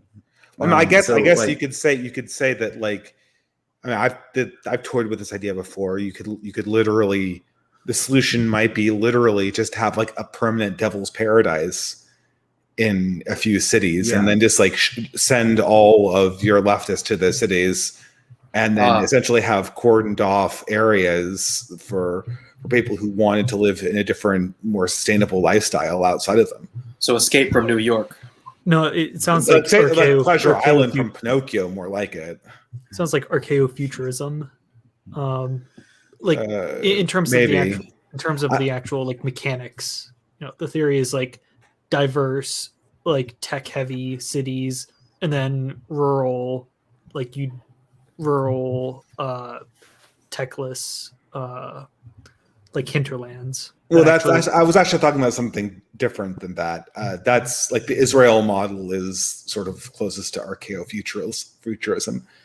But what I'm thinking about is just actually non-productive cities that are just designed to consume. And then, I mean, like that's what you meant by Christopher. Is that what you meant by more stuff? That's a totally possible that comes after the initial decision of whether or not you want to squish demand, or I think that's the initial choice that you have to make whenever you're looking at what utility for whatever it is you're looking to do. You have to make decisions. Do we want to make this kind of society that squishes demand, or do we want to make the kind of society that increases capacity? And somebody in the comments asked if I was talking about building more dildos or more trains. I was talking about more trains. Yeah. I think I think what Dave described there, in terms of having these wretched hives of scum and villainy just sort of exist, and then you just have all the degenerate people live there while everyone else is productive. I think that option is sort of naturally being chosen by Americans to some extent right now. Yeah, that seems like something might go on like that. That's not impossible. That's a good point, Charlie. And it's also could be a great solution, because those degenerate cities, they'll be even more degenerate, and then people would decide which cities they would want to live, like foot voting, right? So this is kind of like contained zombie apocalypse, because I mean, obviously the cities would eventually collapse, right? Like how would you have like permanent like islands of Satan or whatever? Well, we kind of already did. This is ultimately essentially like you have permanent islands of Satan because it's a job program for people. They may not be permanent. They may. Well, they're not permanent in an evolutionary sense, because eventually human beings, because they produce 0% of the population, will evolve a capacity to be attracted to that kind of thing at some stage, I guess, right? Yeah, or they'll develop strong enough religious impulses to have that overridden. But in the mean term, the reason why these things would last from generation to generation is their job programs, and that not having them creates a political problem for a society that's at least partially reliant on democratic feedback loops. Oh, that's true. But yeah, I want to really. Go on. No, you go on. The only thing I was after is there's a fork in the road here. According to Nick Land, again, I'm just sticking inside Nick Land's framework, and he says that you've faced with this real situation we have that may not even necessarily be related to culture. Like BreadTube doesn't have an opinion on trains, because there's none of them are autistic. But the question posed is, I think, is if you believe the zombie apocalypse thing is a possibility, and you're attempting to avert it, you're like, okay, how do we avert it? Do we facilitate in a sense it, and see if we can outrun it? That's what Nick Land does, I think. Well, or do you turn around and take the classic reactionary answer, which is to suppress opposition? Yeah, I think what we all might be missing is that we might be totalizing the zombie apocalypse. I think we might have an assumption that society is homogeneous as opposed to heterogeneous and spread out across territory. I think what we would likely see is that this zombie apocalypse would likely be localized to specific areas and even specific countries, but it would never be a totalizing force on the whole world, because our world model, countries and cultures in the world were very much heterogeneous, and whenever something Can you point at somewhere right now that's resisting it? Oh, well, I would say North Korea, I would say Singapore, and I would say, resisting what exactly? Can you just, the emergence of the zombie apocalypse. Oh, well, you're just going like in circles with No, it. the reason I'm So, just because I think he is making yeah, this point I in a very think, totalizing sense. Yeah, and it's a I think, totalizing plan that Milan's part. yeah, exactly. Like I think we need to be more like how to say reductionistic. Like what we should divide it into smaller components, and like we clearly see what people refer to as multipolarity, and although there is an argument that we might all be like converging into a specific direction, which I mean, yeah, it's a fair argument, but I think that like there is a constant feedback loop across countries, and like how countries are structured themselves is that they want to compete with other countries, and if one country is doing a mistake, and that other countries will see through it, and they'll evaluate this mistake based on their like cultural perceptions. So I don't think that like the zombie apocalypse would be like of a totalizing nature, and I think that what Nick Land has proposed is like this solidarization is the best, and like containment is the best solution towards it, in addition to like basic rational choice and, and just observing, you know. I don't, Constantine, I have to get going now. I'm sorry, but thanks for It's- having me on. it's- Okay. Yep. Thanks for coming on, Dave. Thanks. On such Yeah. short notice. Yeah. Cheers. It was a good talk. Yeah. Thanks, Ubersoy. I'll see you guys later. Bye. bye-bye. Yep. Bye. I would say I don't think we could say North Korea is resisting the zombie apocalypse unless we can say that. Yeah, what a unless- bad example. I'm sorry. Because you'd have to say China is, right? Like, Well, no. basically, if North Korea China wasn't in doesn't. their sphere of influence, right? You know, the rainbow flag tanks would literally be going across the 49th parallel in like 12 hours. So Yeah. we Like, would. So Unfortunately, China is adopting it little by little. maybe we could say the Taliban. Like, Yeah, well, like I don't It- know. in terms of We're very China, I think totalizing. it fits right in the authoritarian capitalism regime 2 that Land lays out, where eventually it'll get pressurized by the cathedral to democratize, quote Okay, unquote. here's what. But I would say Mhm. that it has its own parasitic problems, because over the last like 3 decades, it's essentially depopulated all of the rural areas, moved everybody into the city. Like, they're not having kids. They have this vast Keynesian model of just building these ghost Aggregating cities, demand. building these ghost cities with dollars purchased from America, assuming that they'll be able to keep growing. But I don't think that they will actually be able to keep growing. And also, they're going to hit the wall of what happens when you become a post-industrial society. Yeah.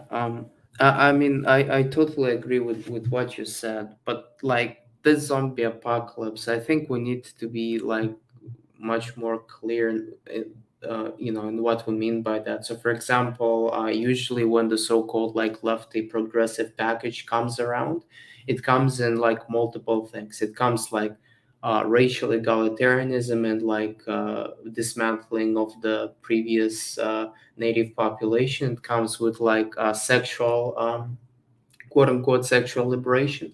It comes with like gender identity and like sexuality things, and it comes in destruction of religion. So it comes in those 4 things. Oh, and of course hedonism, right? Okay, let's say 5 things. But if you look at across the world, these are not necessarily coinciding together. So for example, if you look at Israel, like the best example, I mean, contrary to the popular belief, they don't exactly have gay marriage. They have gay unions, but they're pretty tolerant towards things like that. It's like around 60% of the population is tolerant, but at the same time, you cannot marry a Jew if you're an Arab, or if you're a Christian, right? There are specific protections towards Jewish homogeneity, the continuation of Jewish supremacy, let's say, in their country. So they are adopting the the quote unquote destructive gay agenda, let's say, but they're not adopting the racial agenda, and that's what, because their country was fundamentally how to say, settled as a Jewish nation for the most part, and they're very resisting towards it. And like, funny enough, people are saying like, oh, how Ukraine is like global homo or whatever, but in Ukraine you you also see this ethno-nationalism playing along. Yeah, like there's the cultural aspect, and then there's the actual economic and political economy incentive aspect. I believe Yeah. Charlemagne wanted to chat about I about just industry a little bit. focused on the cultural aspect.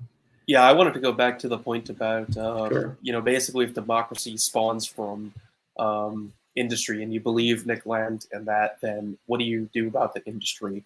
Because this is really important, because the obvious option is the TED pill, right? Which doesn't really seem like a real option. So didn't seem to get us anywhere.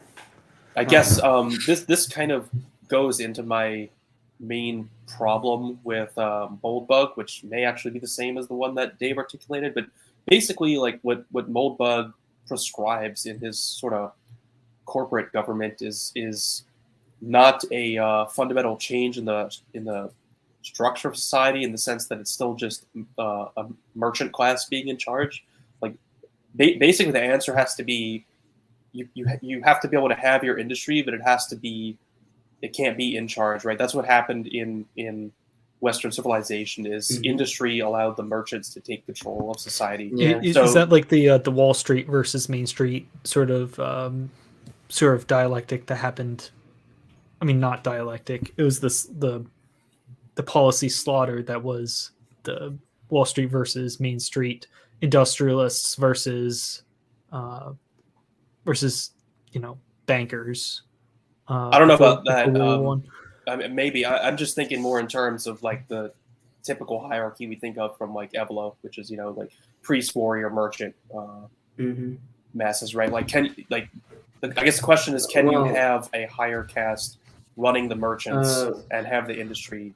And if the answer to that is no, then it seems like the only other option is the TED bill, right? Which, well, no, I don't think so necessarily. Well, first of all, there's the Great Reset, which is the third option, and it's basically that you are stabilizing the economy, and you make it renewable, and the merchant class would likely have, as a result, would likely diminish their position because they'll cease growing, and who will grow? It's probably the bureaucracy class.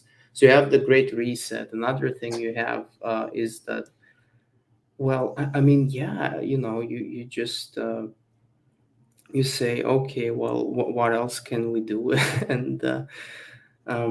and just not do anything. But if you're talking about somebody above the merchant class, well, first they'll need the cultural capital and they'll need the economical capital. So they'll need those two things in order to be like someone, to be like a force. So, for example, you might laugh, but we could have like Katy Perry as part of this class because she has a lot of followers. And she'll be overseeing the merchants. The Moldbug solution is to rid the government of politics by getting rid of the perverse economic, the perverse political economies that incentivize raising. both of these guys end up adopting some form of that exact same, economics. But do you think it's fair to say that the government is going to have some role here? Now, to preface where I'm going with this, that French economist that I like, his name is Georges Bataille, who wrote The Accursed Share. I thought you would mention the newest one. The Accursed Share is a very cursed book. Yeah, The Accursed Share is a book that starts from the understanding, again, it's very similar to Nick Land's Capitalist Impulse, and Nick Land has definitely read The Accursed Share. And the idea is that, if a certain amount of the excess energy and resources that are produced by a society are not burned in arbitrary, essentially decadent behavior by elites or, the producers thereof, that it will cause an eruption into World War I, World War II, World War X, and that ultimately decadent spending, decadent consumption, and moral hedonism are, in fact, the things that are preventing, people from using all of their money to build nuclear bombs and kill each other. So and Land is not operating from an entirely different perspective here. But then the question becomes, okay, so what, if you're looking to avert this, how do you want the government to avert it? What is the role the government plays here? What is the role government and economics play in this process? This is where I think Nick Land and Moldbug both kind of shoot themselves in the foot. But I want to ping the crowd first. I don't think I can answer that on YouTube. Yeah. I forgot we're on YouTube. But one of the things is that you essentially what you have to do is it's warrior caste government. That's the way to put the merchants in mind. Yeah, that's one thing. That's one way. Eventually, that might end up being sort of the way to go. But what if you become the merchant, though? Have you thought about that? Well, yeah, that's what Moldbug says to do, right? No. He's talking about creating a, reforming the government in such a way. But I'm talking about just having the things as they are naturally progress, where private companies and things like that would increase, and let's say there will be no other caste that would attempt to squish the so-called free markets. What I'm saying is that you could flow with the free markets, and you could also direct their stream while you're doing that. So you could have the merchant class. You could produce things that maybe would align with our ideology, and we would also finance things that would align with our ideology, and we would also align our ideology with the vision of the future. So instead of the weak history or the commie crap, we'll have Classington, Charlemagne, Christopher, and Ubersoy history, and would subsequently justify our position in the hierarchy by appealing to history and the natural flow of it. I more or less agree, but here's my next question would be, okay, so what do you do to get the government? What do you do? How does the government how does the system itself select for trains rather than dildos? So I'm not talking about necessarily selecting for trains, though there will be, of course, selection for trains. They're metaphors, man. Trains are building more good stuff. No, I got it. Yeah. I thought train is about the capacity and dildos is about the consumer demand. It essentially is. Okay. So that's productive spending. The trains have to be more profitable. Yeah, basically. destructive spending is like selling everybody a subscription to dildos of the month. That's Bataille's accursed share. And that's Nick Land's sort of mechanism for the production of decadent behavior. So you have to figure out how to do that. So yeah, you got to make trains more. You got to make trains more profitable. Yeah, so what do you do economically with this? See, this is the only problem I have with them is they will adopt they adopt Austrian theory more or less as a defensive posture because because they think of it, or Moldbug at least conceives it as more able to resist the rot that accompanies democracy and so on and so forth. Yeah, so this kind of gets back into my point about the three castes again. Like the way to make trains more profitable is to make people value trains, right? Right. And value subjective. So people have to have a religious or ethical system, whatever you want to say, that values productivity and the good things rather than the bad things, which are dildos, right? But people currently value dildos. Dildos are profitable to the elite because it makes them more powerful to have more people love dildos, right? So it has to be a fundamental change in values to get the merchant class to produce the trains. And the dildos are sort of more like the dildos are more profitable basically by default if you don't have some like higher ethical principle saying you shouldn't be using dildos all the time. Yeah, I think that is probably the Austrian answer. Mm-hmm. So when you have to because you can't say, well, we're gonna fire up the money printer and subsidize people to build trains. But that would be my answer. That's what I think you have to do. So I'm basically that's the other. I'm in solidarity. That's the other answer, right? That's sort of like the priest caste answer, right? The warrior caste answer is literally clear them out. The priest caste answer is change the value system so that people value the trades. Maybe some combination is the probable answer. I understand that analogy now. I didn't for a while, but now I got it. It's like, I mean, I guess that's like a George Bataille. Like, why do people, whenever they get an extra $100 on their paycheck, immediately spend it on, Dildo Inc. or Warhammer minions or like drugs or anything like that, or some game on Steam. And is that just being in a high luxury industrial economy, right? Where I remember there was a video produced by Ed Dutton a few days ago about how we don't have, or how the UK doesn't have a it was the UK doesn't have a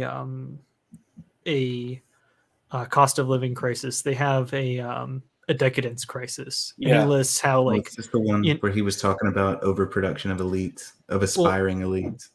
Well, something like that. Well, not exactly. It's more how it's very unusual that so many people have so much wealth and yet they're still, or how they have so many like high-tech luxury goods, but they're still in quote-unquote poverty. And that's because they never actually had to experience hard times where they actually did have to save. And so he listed 3 different, sample British families. One family was living off of like $2,000 a month total family income. There was a PhD student father, like a niche boutique owner, like mother, 2 children, lots of high-tech gadgets, lots of snacks and trash food around the house, and yet they're still in poverty and still advocated for more Gibbs, essentially. Second British family, $2,000 a month again, 3 children, lots of high-tech income, lots of gadgets, lots of jewelry, struggles to buy food. Sample number 3, single mother, 3 children, only works 3 days a week as a nurse, lots of high-tech gadgets, and yet she still has to skip meals to save for food or save money for food. Like, where well, in the that's what we incentive have. structure have we Mhm. failed as a society? Is it Well, like there's the obvious, like, we have a bunch of spendthrifts that spend good money on yeah. garbage. So these There's like single mhm. motherhood problem. There's getting jobs that are useless, or like, and then there's like not working enough to actually justify your lifestyle. You know, and are these jobs actually real in the first place? You know, like, are these just like Yeah, busy work well, you jobs? have raised a lot of a lot of questions. Don't know where exactly to begin addressing. But I think like some people that they'll just have to work these jobs, and there's nothing we could do about that except like to improve their conditions maybe, or even squish them if you don't like how what's their consumer behavior is. But I mean, I just wanted to say, like, with regards to the incentives and what kind of products they're buying, the incentives are easily constructed, like phone and those expensive gadgets. They're essentially a status signal. So we have associated these like expensive iPhones or whatnot, like jewelry, with a form of status. And the moment when and I don't think we could do anything about it. That's very much ingrained in our biology, but we could associate something else with status, and no basic literacy. Like if we teach them financial literacy, I don't think that will help it, because fundamentally they are here to satisfy their desires of having status, relative status. I don't know. Like, I mean, you hear stories from, like, East Germany, when there are public campaigns to have people watch, like, to have people read the Farmer's Almanac, and watch all these, like, depressing Soviet, like, documentaries on how certain things are produced. Mhm. Wouldn't the people rather watch MTV? I mean, it's trash, Well, most people would but watch MTV. Yeah, most people. Yeah. Yeah, this is the question again. You have, can transcendent human values and the human will conquer the tidal wave of cummies that industry is capable of producing, right? That's Oh, the challenge. yeah. You have the My most, solution is no. My verdict is no. so like you have the most alluring decadence, MTV, whatever, that can possibly be produced, right? Like we're way beyond what any civilization has ever produced before, and the amount of decadence it's capable of. Like in the presence of that, in the presence of industry, can any sort of value system actually overcome that? Okay, here's the thing. If we're talking about a lot of people, and if we look at the market as a form of democracy, then no, absolutely not. Because Well, really, I'm thinking about elites, right? Is it elites, possible for the elites to it's easy. want to I mean, it's have easier. a moral system that doesn't involve producing tidal waves of cummies? Because that's what Yeah, they're it's doing right now. much easier for them. I think the reason they like commies very much is because there is a cultural demand for it, and they're trying to, they're trying to say, oh, I'm one of you people, basically.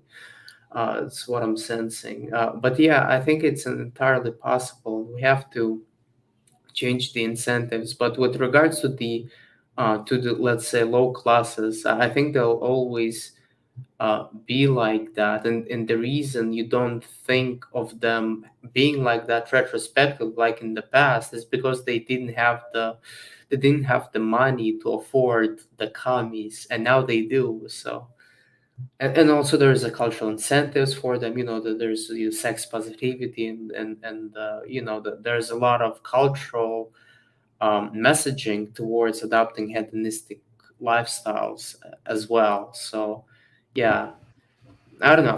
I'm pessimistic. I'm very much pessimistic. I think we need to accept a lot of it. Like, unfortunately, what we won't be able to change a lot of it. That's my verdict. Yeah, I don't know. I'm oddly more optimistic than I have been in quite some time. Just because I think there is a sort of real, finally we might be starting to get something right. And it's like I said, if you take ideas that were more or less adjacent to us 10 years ago when Nick Land wrote this book, or when Mencius Moldbug, started writing, it's one of the things that cracks me up is how much of a boomer con Nick Land sounds like sometimes. Like, okay, like literally, like, the Democrats are the real fascists is like, it's in there. Yes. And if you've been around long enough to like see the difference in society 10 years ago versus now, materially, actually, in a lot of ways, materially things are still better than they were in 2009. They're starting to get bad again. But, in the pop culture sphere, like, it's almost impossible to imagine that Land quotes Moldbug's famous "Why I'm not a." I don't know if you can say that on YouTube, so I'm not. You could say tribesman. Yeah, no. The other one, the nationalism. Why I'm not a blank nationalist. Oh, I'm sorry. I see what you did. I know where your mind was going though. when he talks in that one about oh good lord, I lost my train of thought for a second. What was I saying?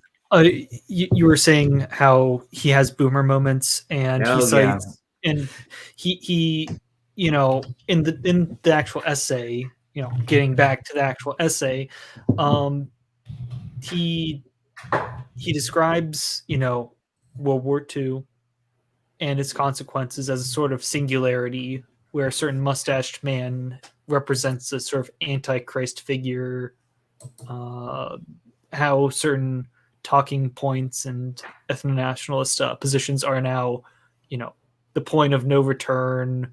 If you like, in terms of the Overton window, right? Yeah.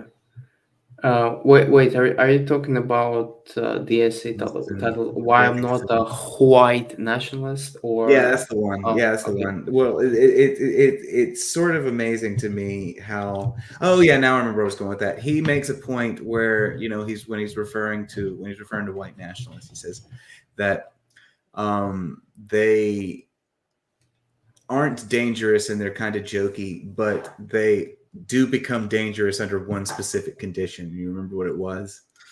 They're actually right about something. It's when they're right and no one else is. Yeah, whenever they're right about something and no one else is. Well, we actually have sort of seen, and this has been an early NRX thesis that's been tested. A lot of these NRX theses have been tested. Like, for instance, one of the old NRX theses was that, of course, we still, Roe v. Wade hadn't been overturned yet, as I've been living under a rock.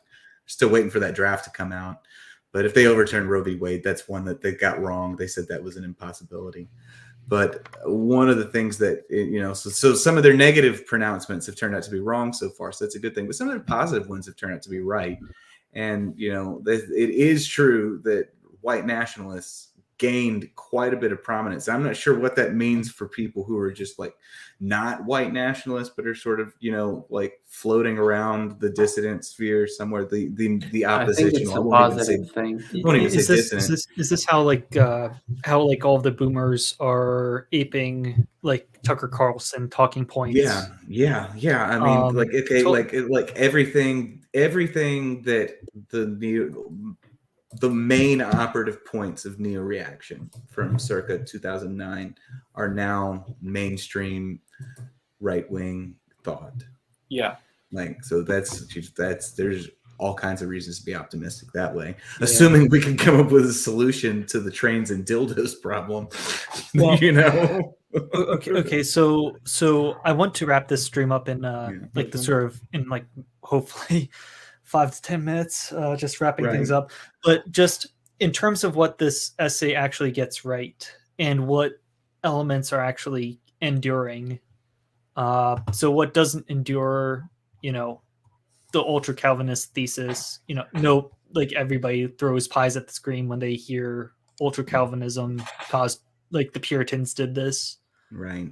What what everybody does agree on is, uh, like the descent into reality TV politics.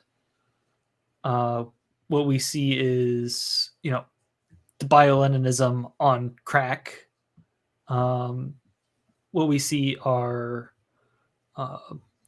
what we see are his prediction on the what do you say, like the de-liberalization of of conservative ink, where we have more and more Tucker Carlson, so to speak, talking points nowadays. Yeah. NRX heads for the exit. We are thinking more and more anti-democratically than ever. So maybe it depends on how you wrangle like the word democracy, I guess. Mm-hmm. Well, actually, in the essay, why I'm not a white nationalist, he makes the argument that nationalism is a democracy, is a form of democracy. That's a very academic definition of democracy. Whenever when you're referring to, let's go. Okay, so in this sense, Napoleon was the most perfect Democrat. Napoleon and Julius Caesar is the greatest no, Democrat. The man of the party represents the people. No, it goes to the general will tradition, and yeah, that's what I mean. That's why I said Napoleon. That, and also, I mean, nationalism. What nationalism was in the beginning is basically like some sort of a equal membership of all citizens in a specific political community. So, like, I mean, it was inherently liberal and democratic. So, and like, I remember from reading it that Mencius Moldbug had, he had like viewed it similarly. I could probably like get it quickly if you want. I think Classington, you have actually gave me this essay, right? Geez, that must have been like 2 years ago. Yeah, and like I even disagreed with it. Yeah, I mean, Jesus, like he really like doesn't understand that white nationalism came before Hitler. Like, yeah, but whatever. Yeah, I guess we shouldn't reveal our power levels. So, Like I don't, like I just had a Murdoch stream. Like I'm not entirely like I'm not out of the woods yet. If my channel hasn't gone astray from that, then I mean, I'm similar. I'm floating near it. Yeah, let's say. So just some closing thoughts on what the essay got right and what it got wrong, and I guess general last takes. Charlie, you want to go? Yeah, I think Nick Land basically understands the consequences of democracy as well as any living person does. So that's the main thing he is accurate about. And, regardless of what you think of neo-reaction, obviously there are some interesting things in there that are phrased in very poignant and effective ways. That being said, I mean, as we said, neo-reaction is clearly in the Overton window now, which is a win, right? That's not this, but it's not an end state, right? It just means that now we push other things that aren't in the Overton window into it, right? Yeah. So I basically agree with the new fad of criticism being levied at neo-reaction. Like basically, we've succeeded at pushing that into the Overton window. So You know, Mhm. now the mission is just keep going, basically. Yeah, we're just like leftoids. I remember SF, a short fire, Fat Attack, or what's his name? He was critiquing Vash, like when Vash was saying, "Oh, you might be like pro-trans, you might be pro-gay, but you're still a fucking reactionary because you don't agree with me on this one more issue." And where I just see our mirror in it, and we would be creating those social pressures to conform to even more based things. Ubersoy, do you have any good last minute takes on what the essay gets right and wrong, or was that your Well, I don't remember it like quite good. I remember he talks about like white nationalism in it and how it's bad. He talks about like I haven't like read it before the stream. It's I don't think I'll be able to give a good answer. I think you'll have to ask somebody else. So. All right, fair enough. Fair enough. Sam Betch. Yeah, I think the in summation, I think the things that the real thing, Dave nailed it. The first time he really had anything to say, which is that the important main thrust of this essay and its great contribution is its formulation of the zombie apocalypse as almost kind of a right-wing Frankfurt School, if you want to call it right-wing, as a kind of a Frankfurt School import to the right that characterized Adorno's negative dialectics in a way that allowed conservatives slowly over the course of 10 years start to really internalize it. Now, I think everything else about it is, especially whenever he makes specific proclamations that have turned out not to be true, and some of that stuff is questionable, but everybody that was writing blogs in the 2010s and that sort of thing is wrong about probably more things than they were right about. But this concept of the zombie apocalypse taken to the level of political theology almost is I think that's the most important thing that he's gotten right. It's the most important contribution that he makes.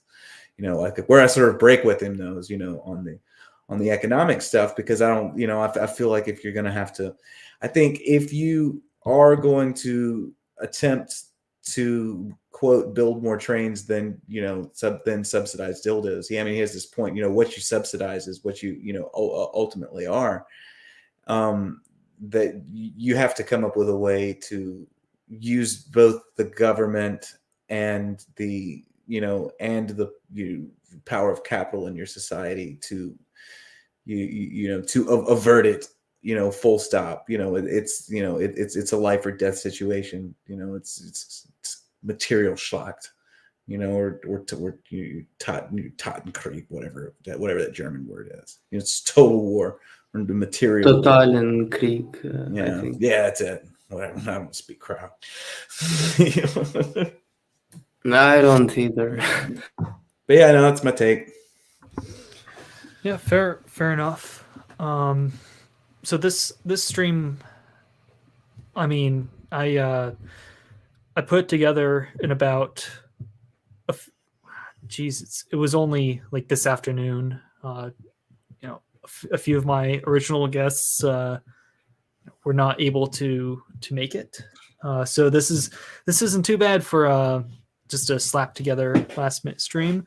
I'm very glad that all of you guys picked up your phones and said yes.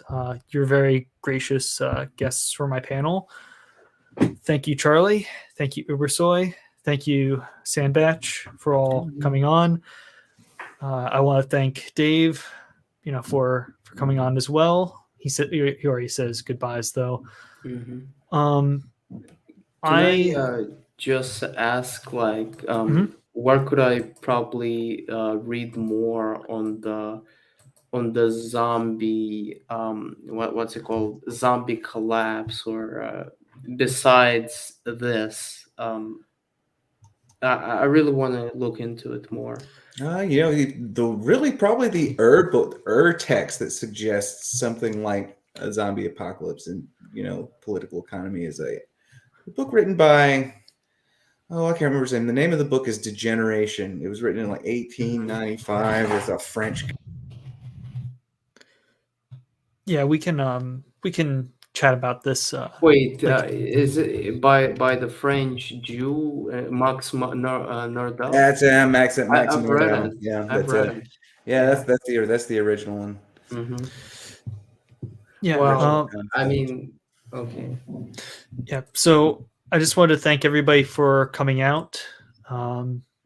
This is the first of hopefully many streams on Nick Land. This is probably one of the easiest to actually put together because everybody sort of knows Moldbug and Hoppa's points by heart by now, and I think that's it's a good first step. But just you wait until we get into Fanged Numina and all of that schizo, autism. Well, everybody in the audience, thank you for listening in. Thank you, panel, and good night.